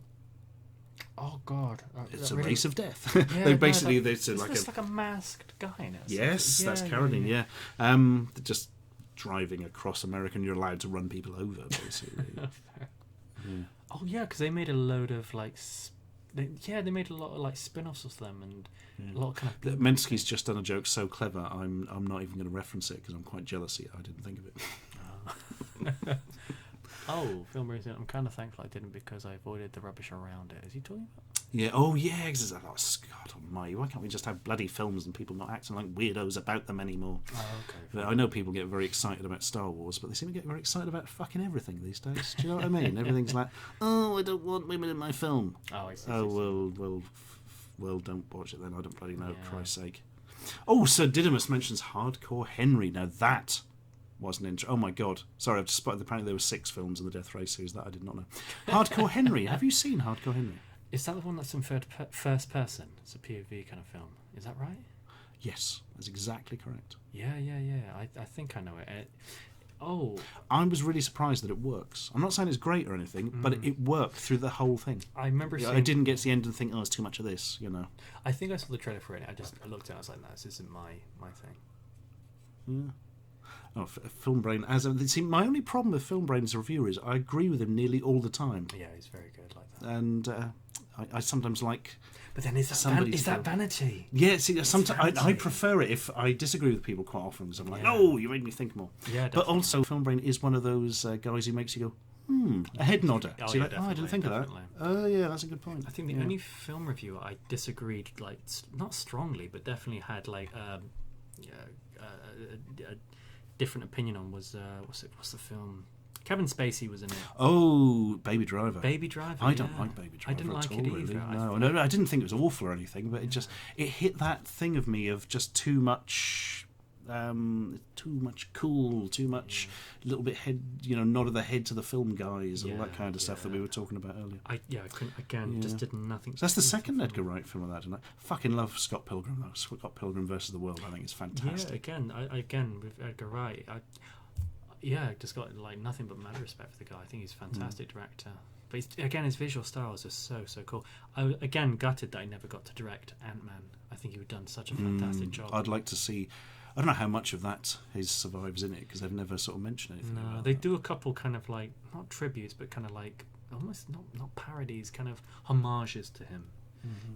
With some of the camera cuts and stuff like that. It's weird because I feel like now Marvel would definitely get him on board because I feel like the Marvel brand is... Yeah, especially now that they've done Taika Waititi and the thing. Mind you, don't know what he was asking. You never know the details, do you? It's probably not as simple as you think. No, definitely. David McCooey says, I'll tell you a film that I saw got great reviews as an amazing horror film, which was The Babadook. The only good scene was when she told the kid to eat shit. I see. I really liked The Babadook, but there is a huge flaw in it, I think, whereby they set up The Babadook as a thing. It's not about The Babadook at all. And they kind of, which is fine in itself, because, good horror film is never about what it's about on the surface, blah, blah, blah. And it's quite clear what this one's actually about. But the problem is, they build up this fairy tale thing in the book about The Babadook, and that kind of doesn't mean anything in it. It's got nothing to do with it. The Babadook is I don't want to say what it is because it'll spoil, but and like the whole fairy tale setup feels like it's been transplanted from another film. I see. A slightly less sort of I don't want to say artful film, but a less subtle film. Do you know what I mean? There's no problem with it in there. I think it's very good, but they don't follow it through. It just stops being a thing like halfway through. Yeah. I think with I don't know. I think with the Babadook, I remember I liked it. I enjoyed it at the time. I remember finding like particular things about it quite stressful, like the kid. The kid in that is fucking Christ. Why didn't he not end up with an Oscar? Both of them. Yeah. The kid in that is fantastic. And same with the definitely with her. Like again, it's that thing of you believe her. Yeah, sometimes the kid is so fucking annoying, and you're like, it's just absolutely perfect, and it makes you I was amazed by it. It is astonishing how good kids' performances are these days, quite often, actually. No, definitely, absolutely. I mean, watch something like It as well, and Stranger Things. Fucking fantastic performances from the kids there. Whereas you go back to the 70s and 80s, you're lucky if they got them looking in the right camera, you know what I mean? No, definitely. I totally agree with you. But it does worry me if they're working the children too hard in the film mines. Well, apparently there was that scene who was the guy who played It? Skarsgård, not Stellan, the other one. Yeah, or one of his sons, maybe. Because he's got two sons. He has. One of the Skarsgårds. But one's more athletic than the other. Yes. But yeah, he was doing the scene, one of the scenes where he's like terrifying this kid. Apparently, I say apparently because it's not my story again.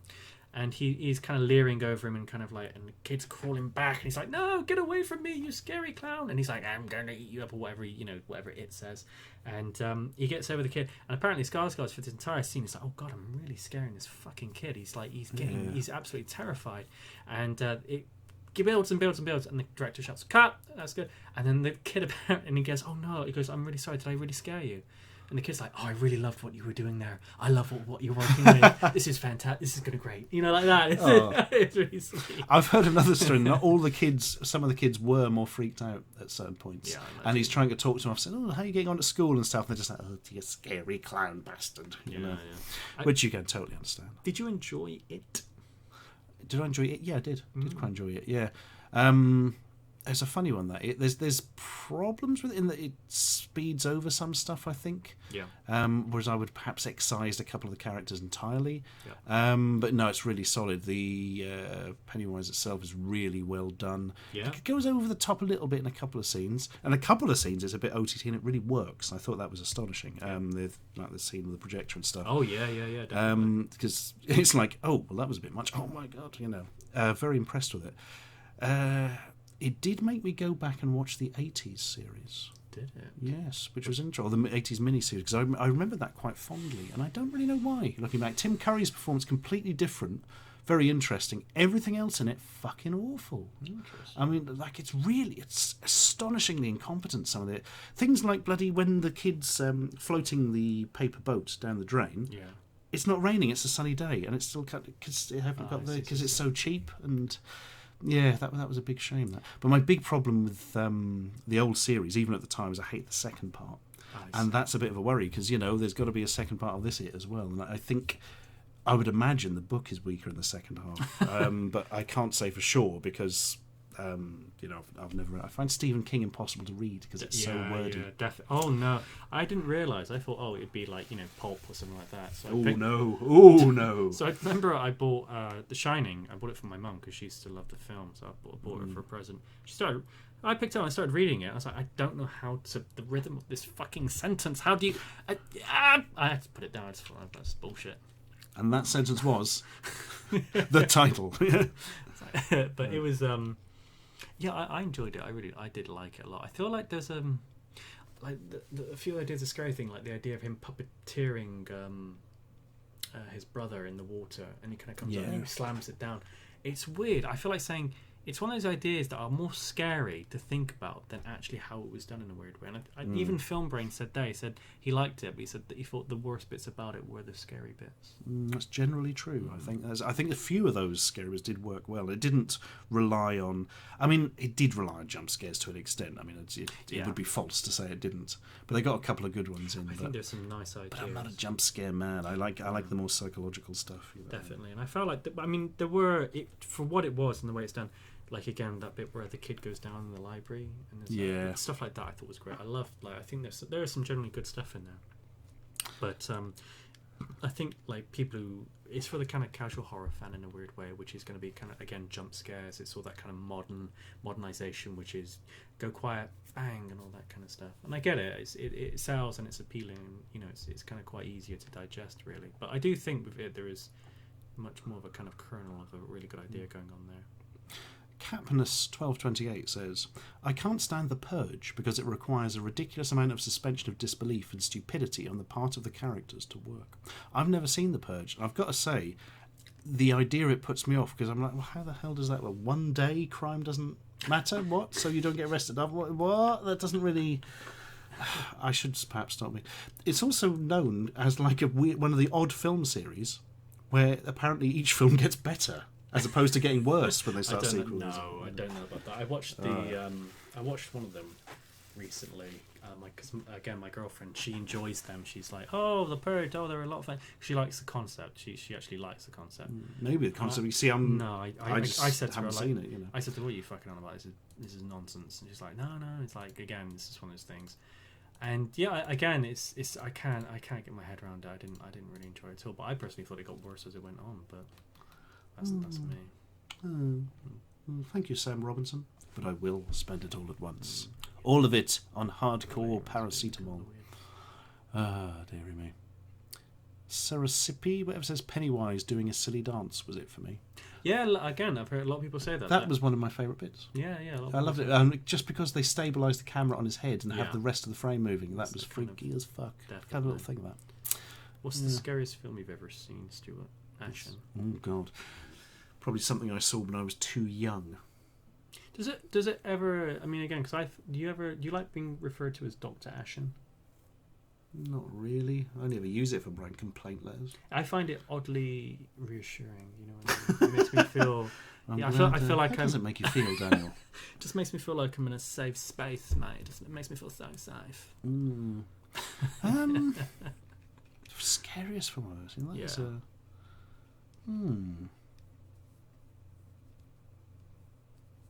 I don't know. It'd be something that's just really conceptually scary, I think. Yeah, me. definitely.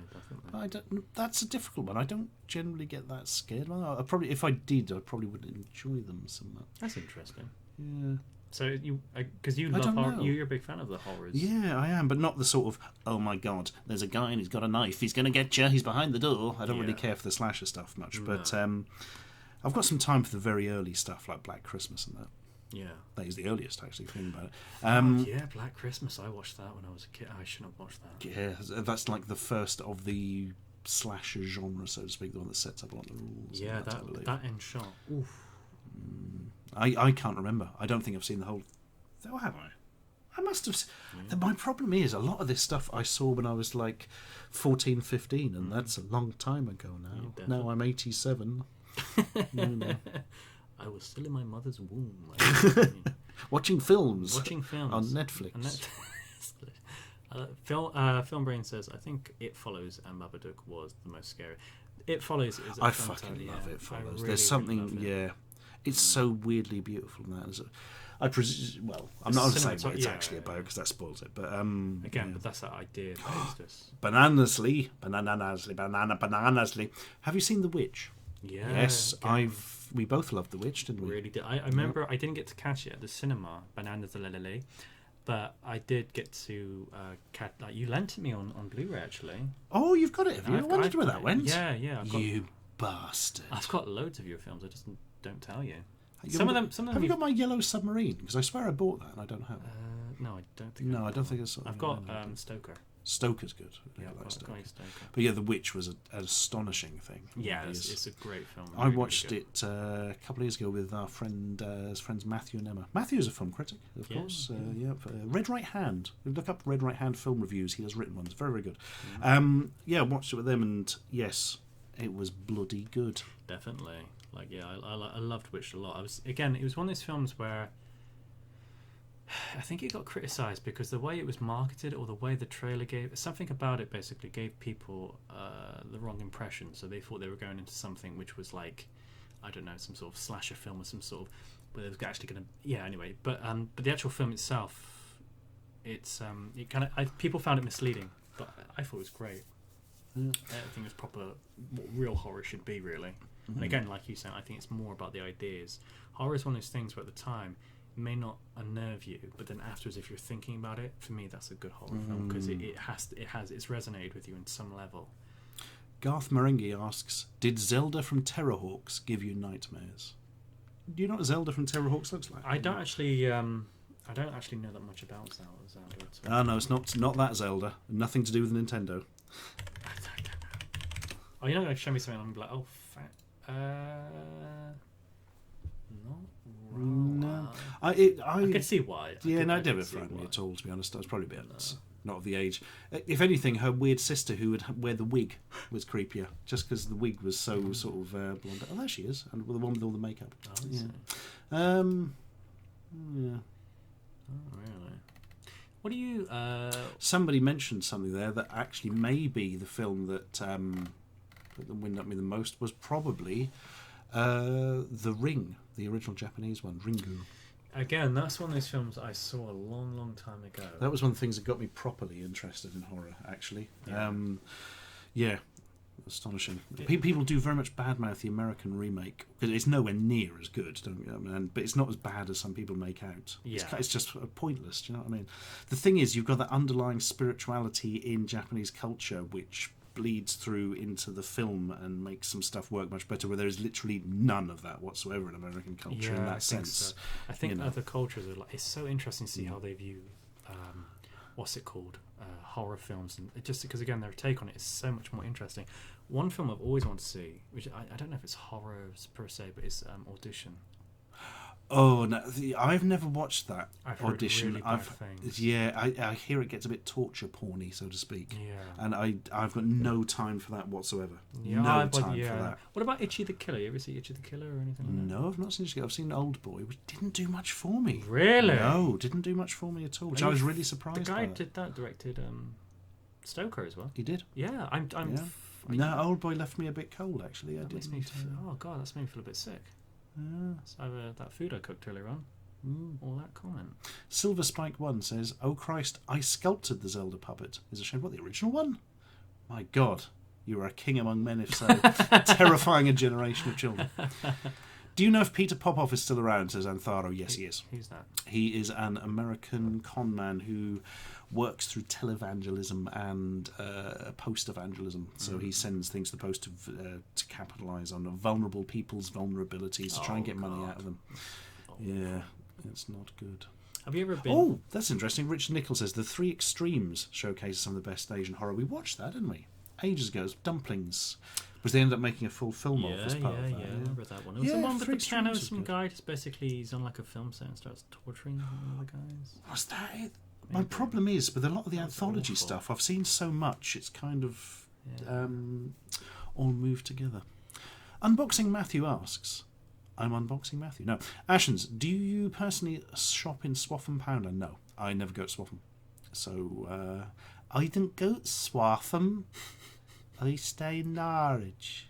Hello, I'm Sturt.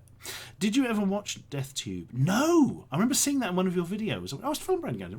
I watched that a long time ago. I really wasn't impressed. No, I've not seen DeathTube. I bought it cheap just because it has the YouTube rip-off logo, and I knew it looked good in the Bartians video, to be honest. Yeah, I might watch it at some point, but it looks kind of shitey. I will be honest with you. Dearie me.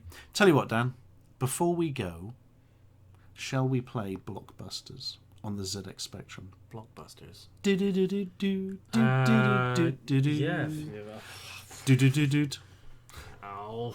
This is the only game show on the 8-bit that I'm allowed to live stream. That I've allowed myself. Because the others are reserved for Guru Larry. But we have Blockbusters. This is a slightly different version of Blockbusters, the one I usually show. It's one from like 3 years later, and it's a bit more accomplished.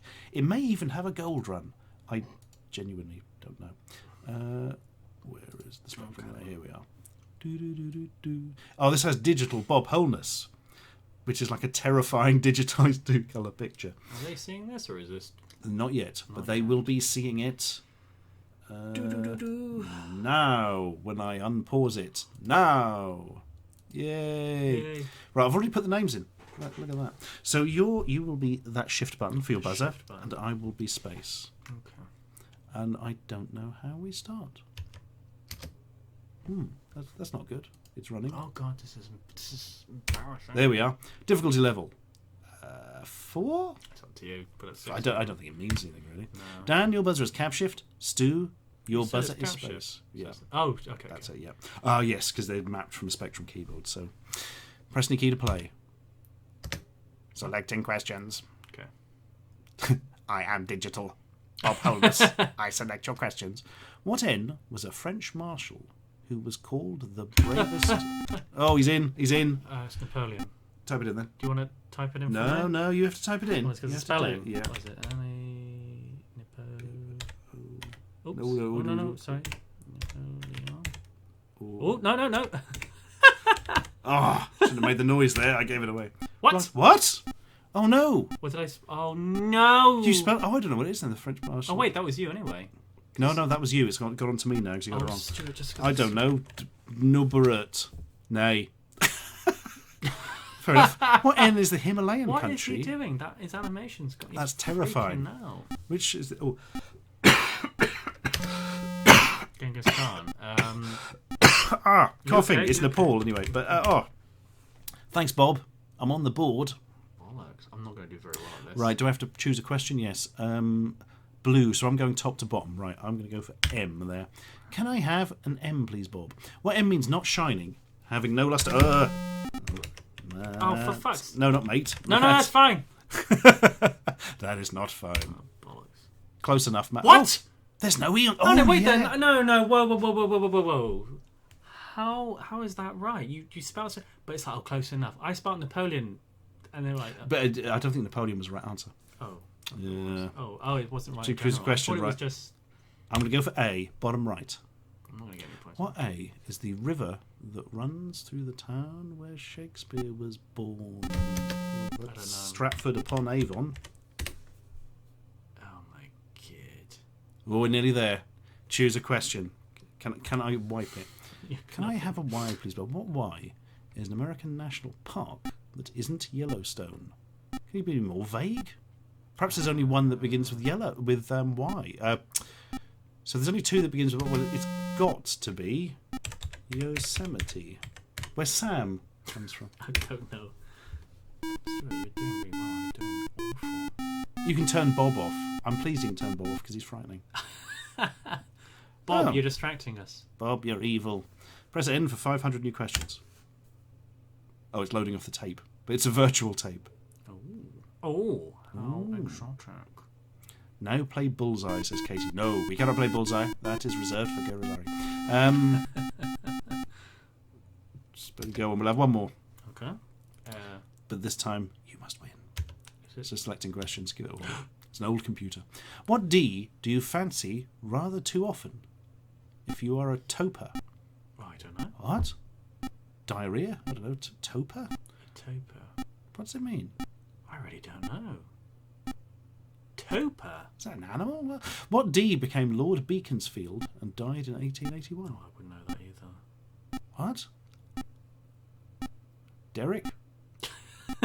Daryl? Dong? James? This is weird. What D can be Seven Sins, Nightshade, and Sirius? Deadly. Nice. Hey, I'm happy with that one. I'm going for V. Can I have a V, please, Bob? What V are stoats, weasels, and magpies to a gamekeeper? Bullshit, that's what they are. Country boy answer. Vermin. Bullshit, mate, that's what they are. I'm going to go for P because I want to say, can I have a P, please, Bob? Which is hilarious. Go for it. What P is a horizontal bar for a cage bird to sit on? Perfect, shall we? Stuart, I'm terrible. I'm not getting any of these. Q. What Q means to flinch or cower, but is also a little game bird? What's the answer, Stuart? I'm not going to tell you, Daniel. Well, I'm going to write something. Right, flinch with Well, apparently tope is an archaic term for drinking in excess. Thank you, Cerebus. Oh, and David Mitchell. Tope equals drunkard, apparently, so D would have been drink. To quiver cower, but... Oh, out of time. I've got type an answer. Oh, no. It's quail. Oh. Why? I feel I'm just rubbing it in now. I apologise. What Y is a small circular toy which rises and falls on a piece of string? Yo-yo, yeah, of course. J. Go on. Can I have a J, please, Bob?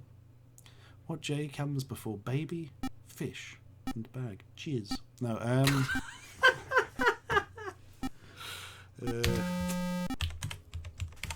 Jelly.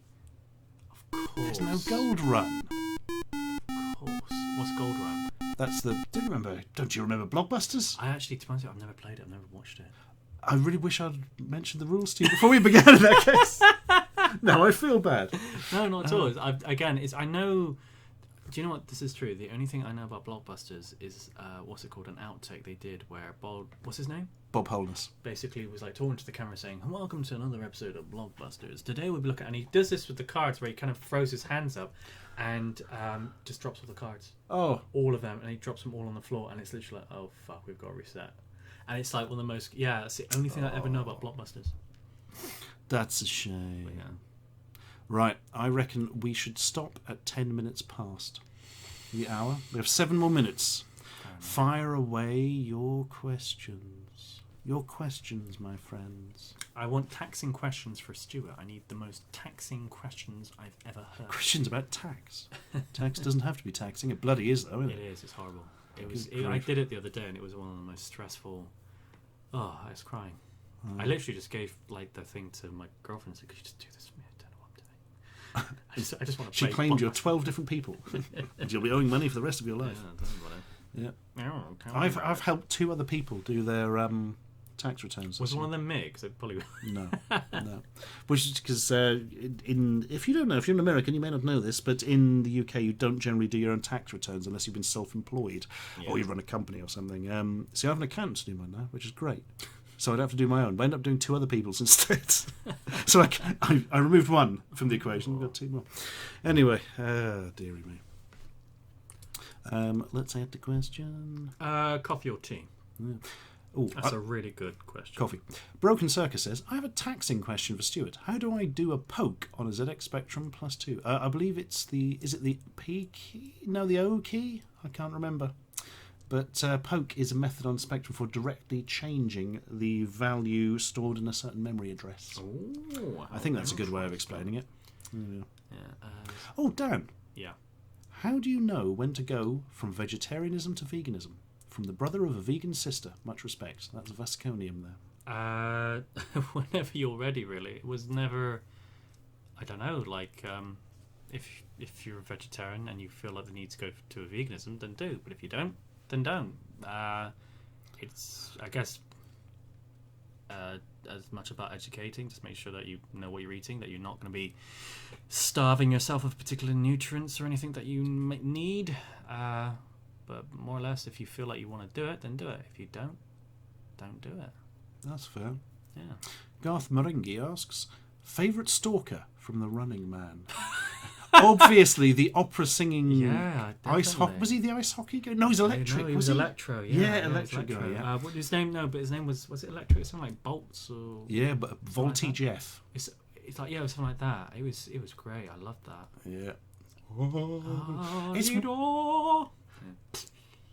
like the American Gladiators. Definitely. But actually deadly. Again, another interesting... Arnold Schwarzenegger made a lot of fucking interesting films. He did. And it's one of those films where it's like, hey, that's a good action film, but then when you pick away, it's like, that was really interesting. Me, Jack and Alec from the Sequelizers podcast want to do another podcast called Desperately Seeking Schwarzenegger, where we go through all of Schwarzenegger's films in alphabetical order and talk about them. Yeah, he made some really, like The Running Man, Total Recall, Terminator. Last Action Hero came out recently in one of my videos. Oh, God, you can't. Again, True Lies. True Lies, I was never a big fan of. Oh, I think it's a very accomplished film. Do you reckon? Yeah. It's kind of like our Last Action Hero, but dialed down. I mean, it's a parody of that kind of stuff, but more subtle. See, it's the thing. I maybe it's at the time I know, because I didn't watch it. I don't know if it's a nostalgia thing or it didn't do much for me. And even now, people are like, "Oh, it's great." And I thought I just don't have that affection for it, and I don't know why. But fair beans. And of course, Jingle All the Way. And of course, Hercules in New York. Oh yes, his very first. Yeah. Well, was technically Pumping Iron his very first, but I think that's a documentary, isn't it? I love that. Yeah. That's very interesting. Kind of really, I don't know. Yeah, it's interesting. The world of the bodybuilders and stuff like that is fucking weird. It's so strange. What was I going to say? Somebody says Running Man is based on a French short story. There's a movie in French based on it, very different. I don't believe that's true, because I think The Running Man is based on a Stephen King short story that he published under the name Richard Bartman. Yeah, I think so. It wasn't called The Running Man, though. It had a different title. The Jogging Man. The Jogging Person. Yeah. Did you really like Blade? I know this is tangent, and again, it's coming out now. You like Blade Runner, the original? Do you know? Yeah, I do like it, but I do think it's massively overrated. But on the other hand, that's not hard because people go so crazy about it. But I do like it. I do think it's a very, very good film. Yeah, definitely. I don't really care for it very much, honestly, but I love the sequel, which is, I know, probably sacrilegious rather for some people, but it's true. I really enjoyed the sequel. I just didn't really care that much for the first one, unfortunately. Which is a bit of a shame. I only saw Jingle All the Way recently. That's a very odd film. Very peculiar, really, really bizarre. Again, if you especially have weren't, again, it can help if you were there, like I don't know, kind of acclimatized to it. But if you were there when it came out, that kind of thing, because you're like, oh yeah, fair enough. But if you watch it retrospectively, you're like, were they thinking? This is nonsense. It's very It bizarre. kind of almost makes less sense for some reason. I'm not saying I didn't enjoy it, but it is very, very bizarre. Yeah, it is. It's like they try to murder each other over a toy. Yeah.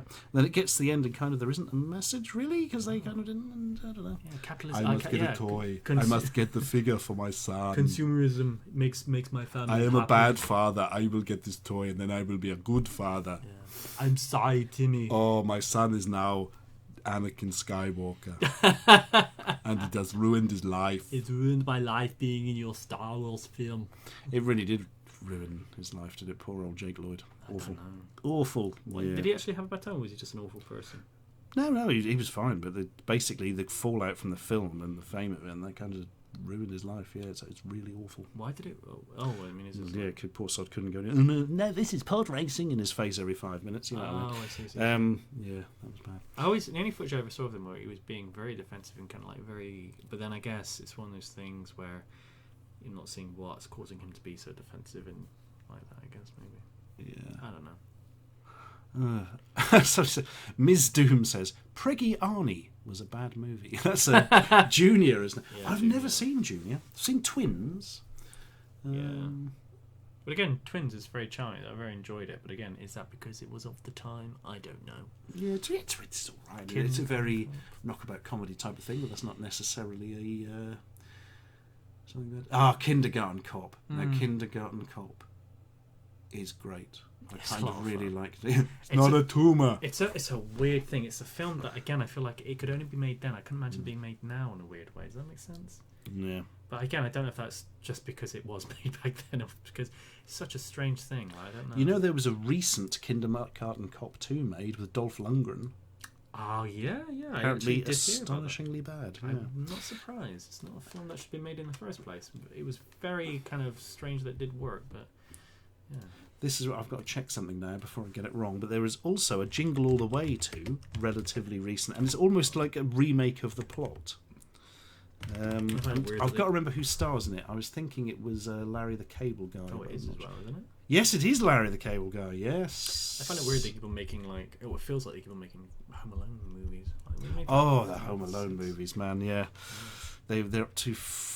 There's at least 4 because I buy all the films we sequelize on the podcast, so I had to get hold of 2, and it was only like £3 in a brand new pack with 4 of them. You know what I mean? God. Nice. Ashens, could you please call Peter Price a lizard? No, I would never do such a thing to good old Pete Price. That would be terrible. We all know he's not a lizard. We all know he is a ghost. Well, it's gone 10 past. I tell you what. Do you want to go up to half past? Yeah, let's go up to quarter past. Quarter past is a nice round time. 4 more minutes. Really? Yeah. Xander Panther says, I think mental illness had more to do with Jake Lloyd falling apart after his schooling. He's a diagnosed schizophrenic. Yeah, but do you think perhaps he would be in such a bad place if he hadn't been in one of the most reviled films of all time? That's true.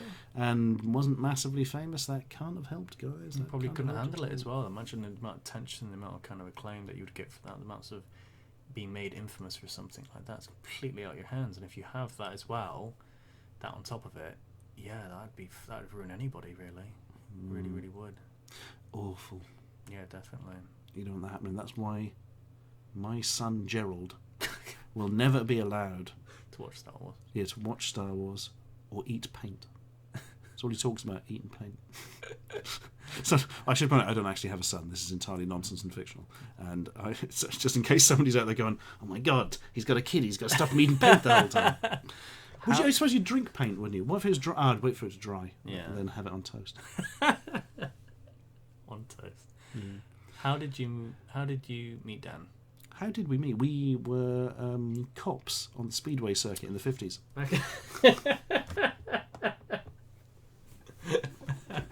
True story. Speedway Squad, in colour. We were both standing trial for a murder we didn't commit, and we basically just bonded over it. I mean, we were... It was.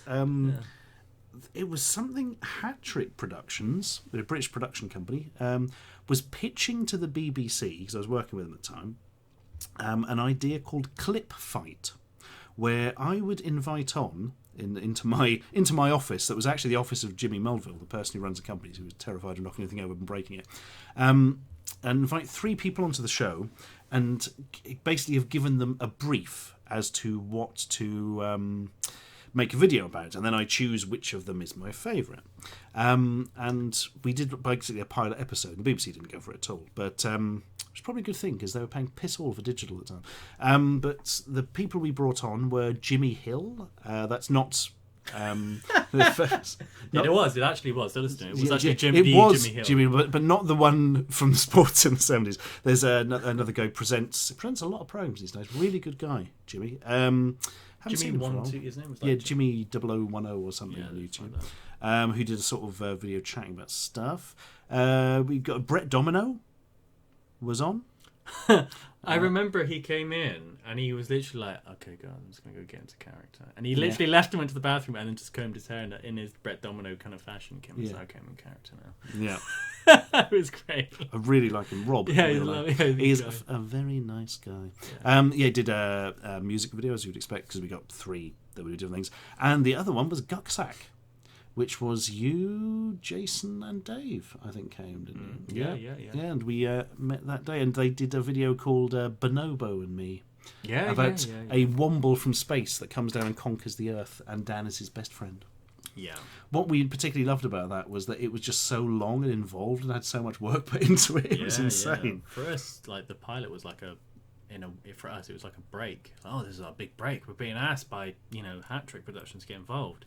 And at the time, much like now, I'm quite ignorant about YouTube and like what kind of goes on all the time. And like I remember being briefed about like who you were. It's like, oh, Ashens, he's kind of like this upcoming guy. He's really nice. I spoke to him a few times, this and that and the other. And I was like, but he's kind of like a bit like he might, I don't know, like make fun of you or something like that, but just kind of roll with it and stuff like that. And like my friend was like preempting me all about it, and I was kind of like, oh, I don't know, I'm just gonna kind of run with it. I mean, I guess. What do you mean make fun of me? In what way do you mean make fun of? Is he gonna like, I'm not gonna get bullied here? I mean, anything like that. But no, it was and great. you were. Yeah. I remember at the time, because I could be like, I don't know, like excitable. All my mates who were making the films were like, okay, Dan, just make sure you don't fuck this up, okay? Don't get too excited and, explode on set. Just keep it cool and stuff like that. I was like, all right, I'll fucking keep it cool. You guys don't have to worry about me. I was like a little bit offended. Got on the set, started filming, and it was Dave and Jason literally were just going mental. And I was like, oh my God, what the fuck are they saying and doing? And I felt so embarrassed. I was so embarrassed and so like they were like, fine. Oh, and no, and I think at the same time it's like, oh my God, guys, we're literally having our dreams stricken away from us as we speak, and it's all your fault. It was horrible. And I remember Dave was like, 'cause I was sitting on this like leather sofa, and my bum kept on squeaking on it because I kind of moved a little bit. And I remember like Dave was like, Dan, stop making that sound because they're sound checking, stuff like that. I was like, how dare you? You're the one who's being loud as fuck here. You shut your fucking mouth. I was like, oh my God. I never knew this. Yeah, it was now crazy. I just wish I did. Because we were all trying to impress, and from our point of view, you guys were all the big dogs. We were like, we were. Yeah. We were less than nothing, and we still are. No, yeah. But it was interesting. I remember animating this intro for it as well, because we didn't have any animators, so I had to do all the animation of the titles and stuff. And it's literally just zooming in the text, and it's me saying clip, and then we have the Street Fighter 2 announcer voice clip of fight. I never knew anything about I might have that on this computer. Hang on, I might be able to actually. We'll bring it up. Yeah. But I remember, like that for us, that was kind of like a big break. We didn't, because we never knew how pilots really went down, I guess. So for us, it was like, oh, this is a thing. This is going to be, this could lead somewhere type of thing. As now we realise that pilots are made all the fucking time, and they usually go nowhere. Yes, so. This is entirely true. To say the least. To say the very least. I can actually show, for the first time in history to the public, the clip fight intro. Oh. Ready, guys? It'll appear in one corner, because that's the way XSplit works. But here we go.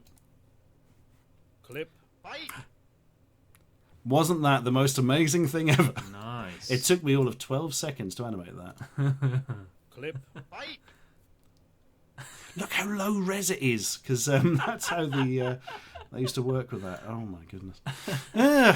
now we can stream higher quality over the internet with no Yeah. problems whatsoever. Nice. Right, the time has come for us to go. Well, it's at 18 past. Do we go to half past? Do we have No. does it have to be like No, we don't. We go now. I'm tired and I want to eat this curry you made. Okay.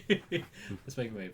Let's do this thing. Cool. Thanks for joining us, guys. I'll just check there's no more gibbons I missed. Oh, hang on. Namco's. I recognise that avatar. Is it true that if you say ashens 3 times in the mirror, Chef Excellence comes out of the mirror and beats the shit out of you? No, he kisses you on the lips lovingly. Can't wait for meetups, says Dylan Myers. What do you think of Tom Scott? He's a really good guy, Tom Scott. I've spoken to him briefly. He's a really lovely fella. I don't know who that is. He's a YouTuber who does quite sciencey and interesting things. He's sometimes around when we film Bartians. And we say, hello! And would you like to come on and eat our poisonous food? And he's like, no, not really. We're like, you're quite sensible. Right. The time has come to definitely go. Goodbye, Drawyer. Thank you, man. Well, it was a pleasure seeing you guys, and I'll see you soon. Bye-bye. Bye-bye. Bye.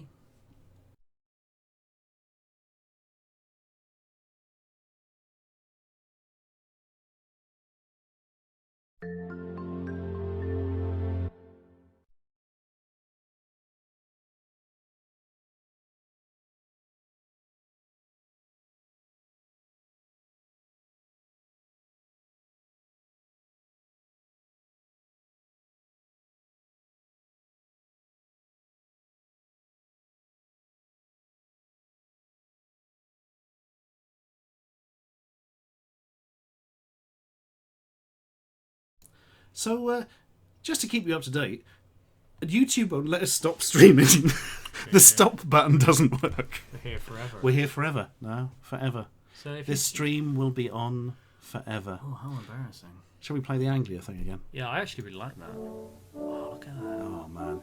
That's quality. Do you know that this is still around? I mean, Anglia Television isn't so really a thing anymore. Right. They're selling Anglia House again, the building they used to transmit from. But, interestingly, this actual night, which was originally made for the Prince of Denmark or something weird, and they added like the flag later, is currently on display in the little annex building next to County Hall on Martin Lane Lodge. How big is it? I don't know, because I've never seen it. I used to work kind of, but it wasn't in there then. I think it was still in Anglia House. Yeah, I think it's just this is so bloody reminiscent of so records. I really like it. It was very frustrating back in the day. That it just goes on forever. Yeah. What are we going to do about turning this off? I didn't mean to do that. Right, that's the end of that. We're definitely going to attempt to go now. I'm going to have to pull the wires out of the internet. Right. So if your internet goes down, that's what it is. Sorry about this. Anyway, goodbye, everyone. Ta-ta!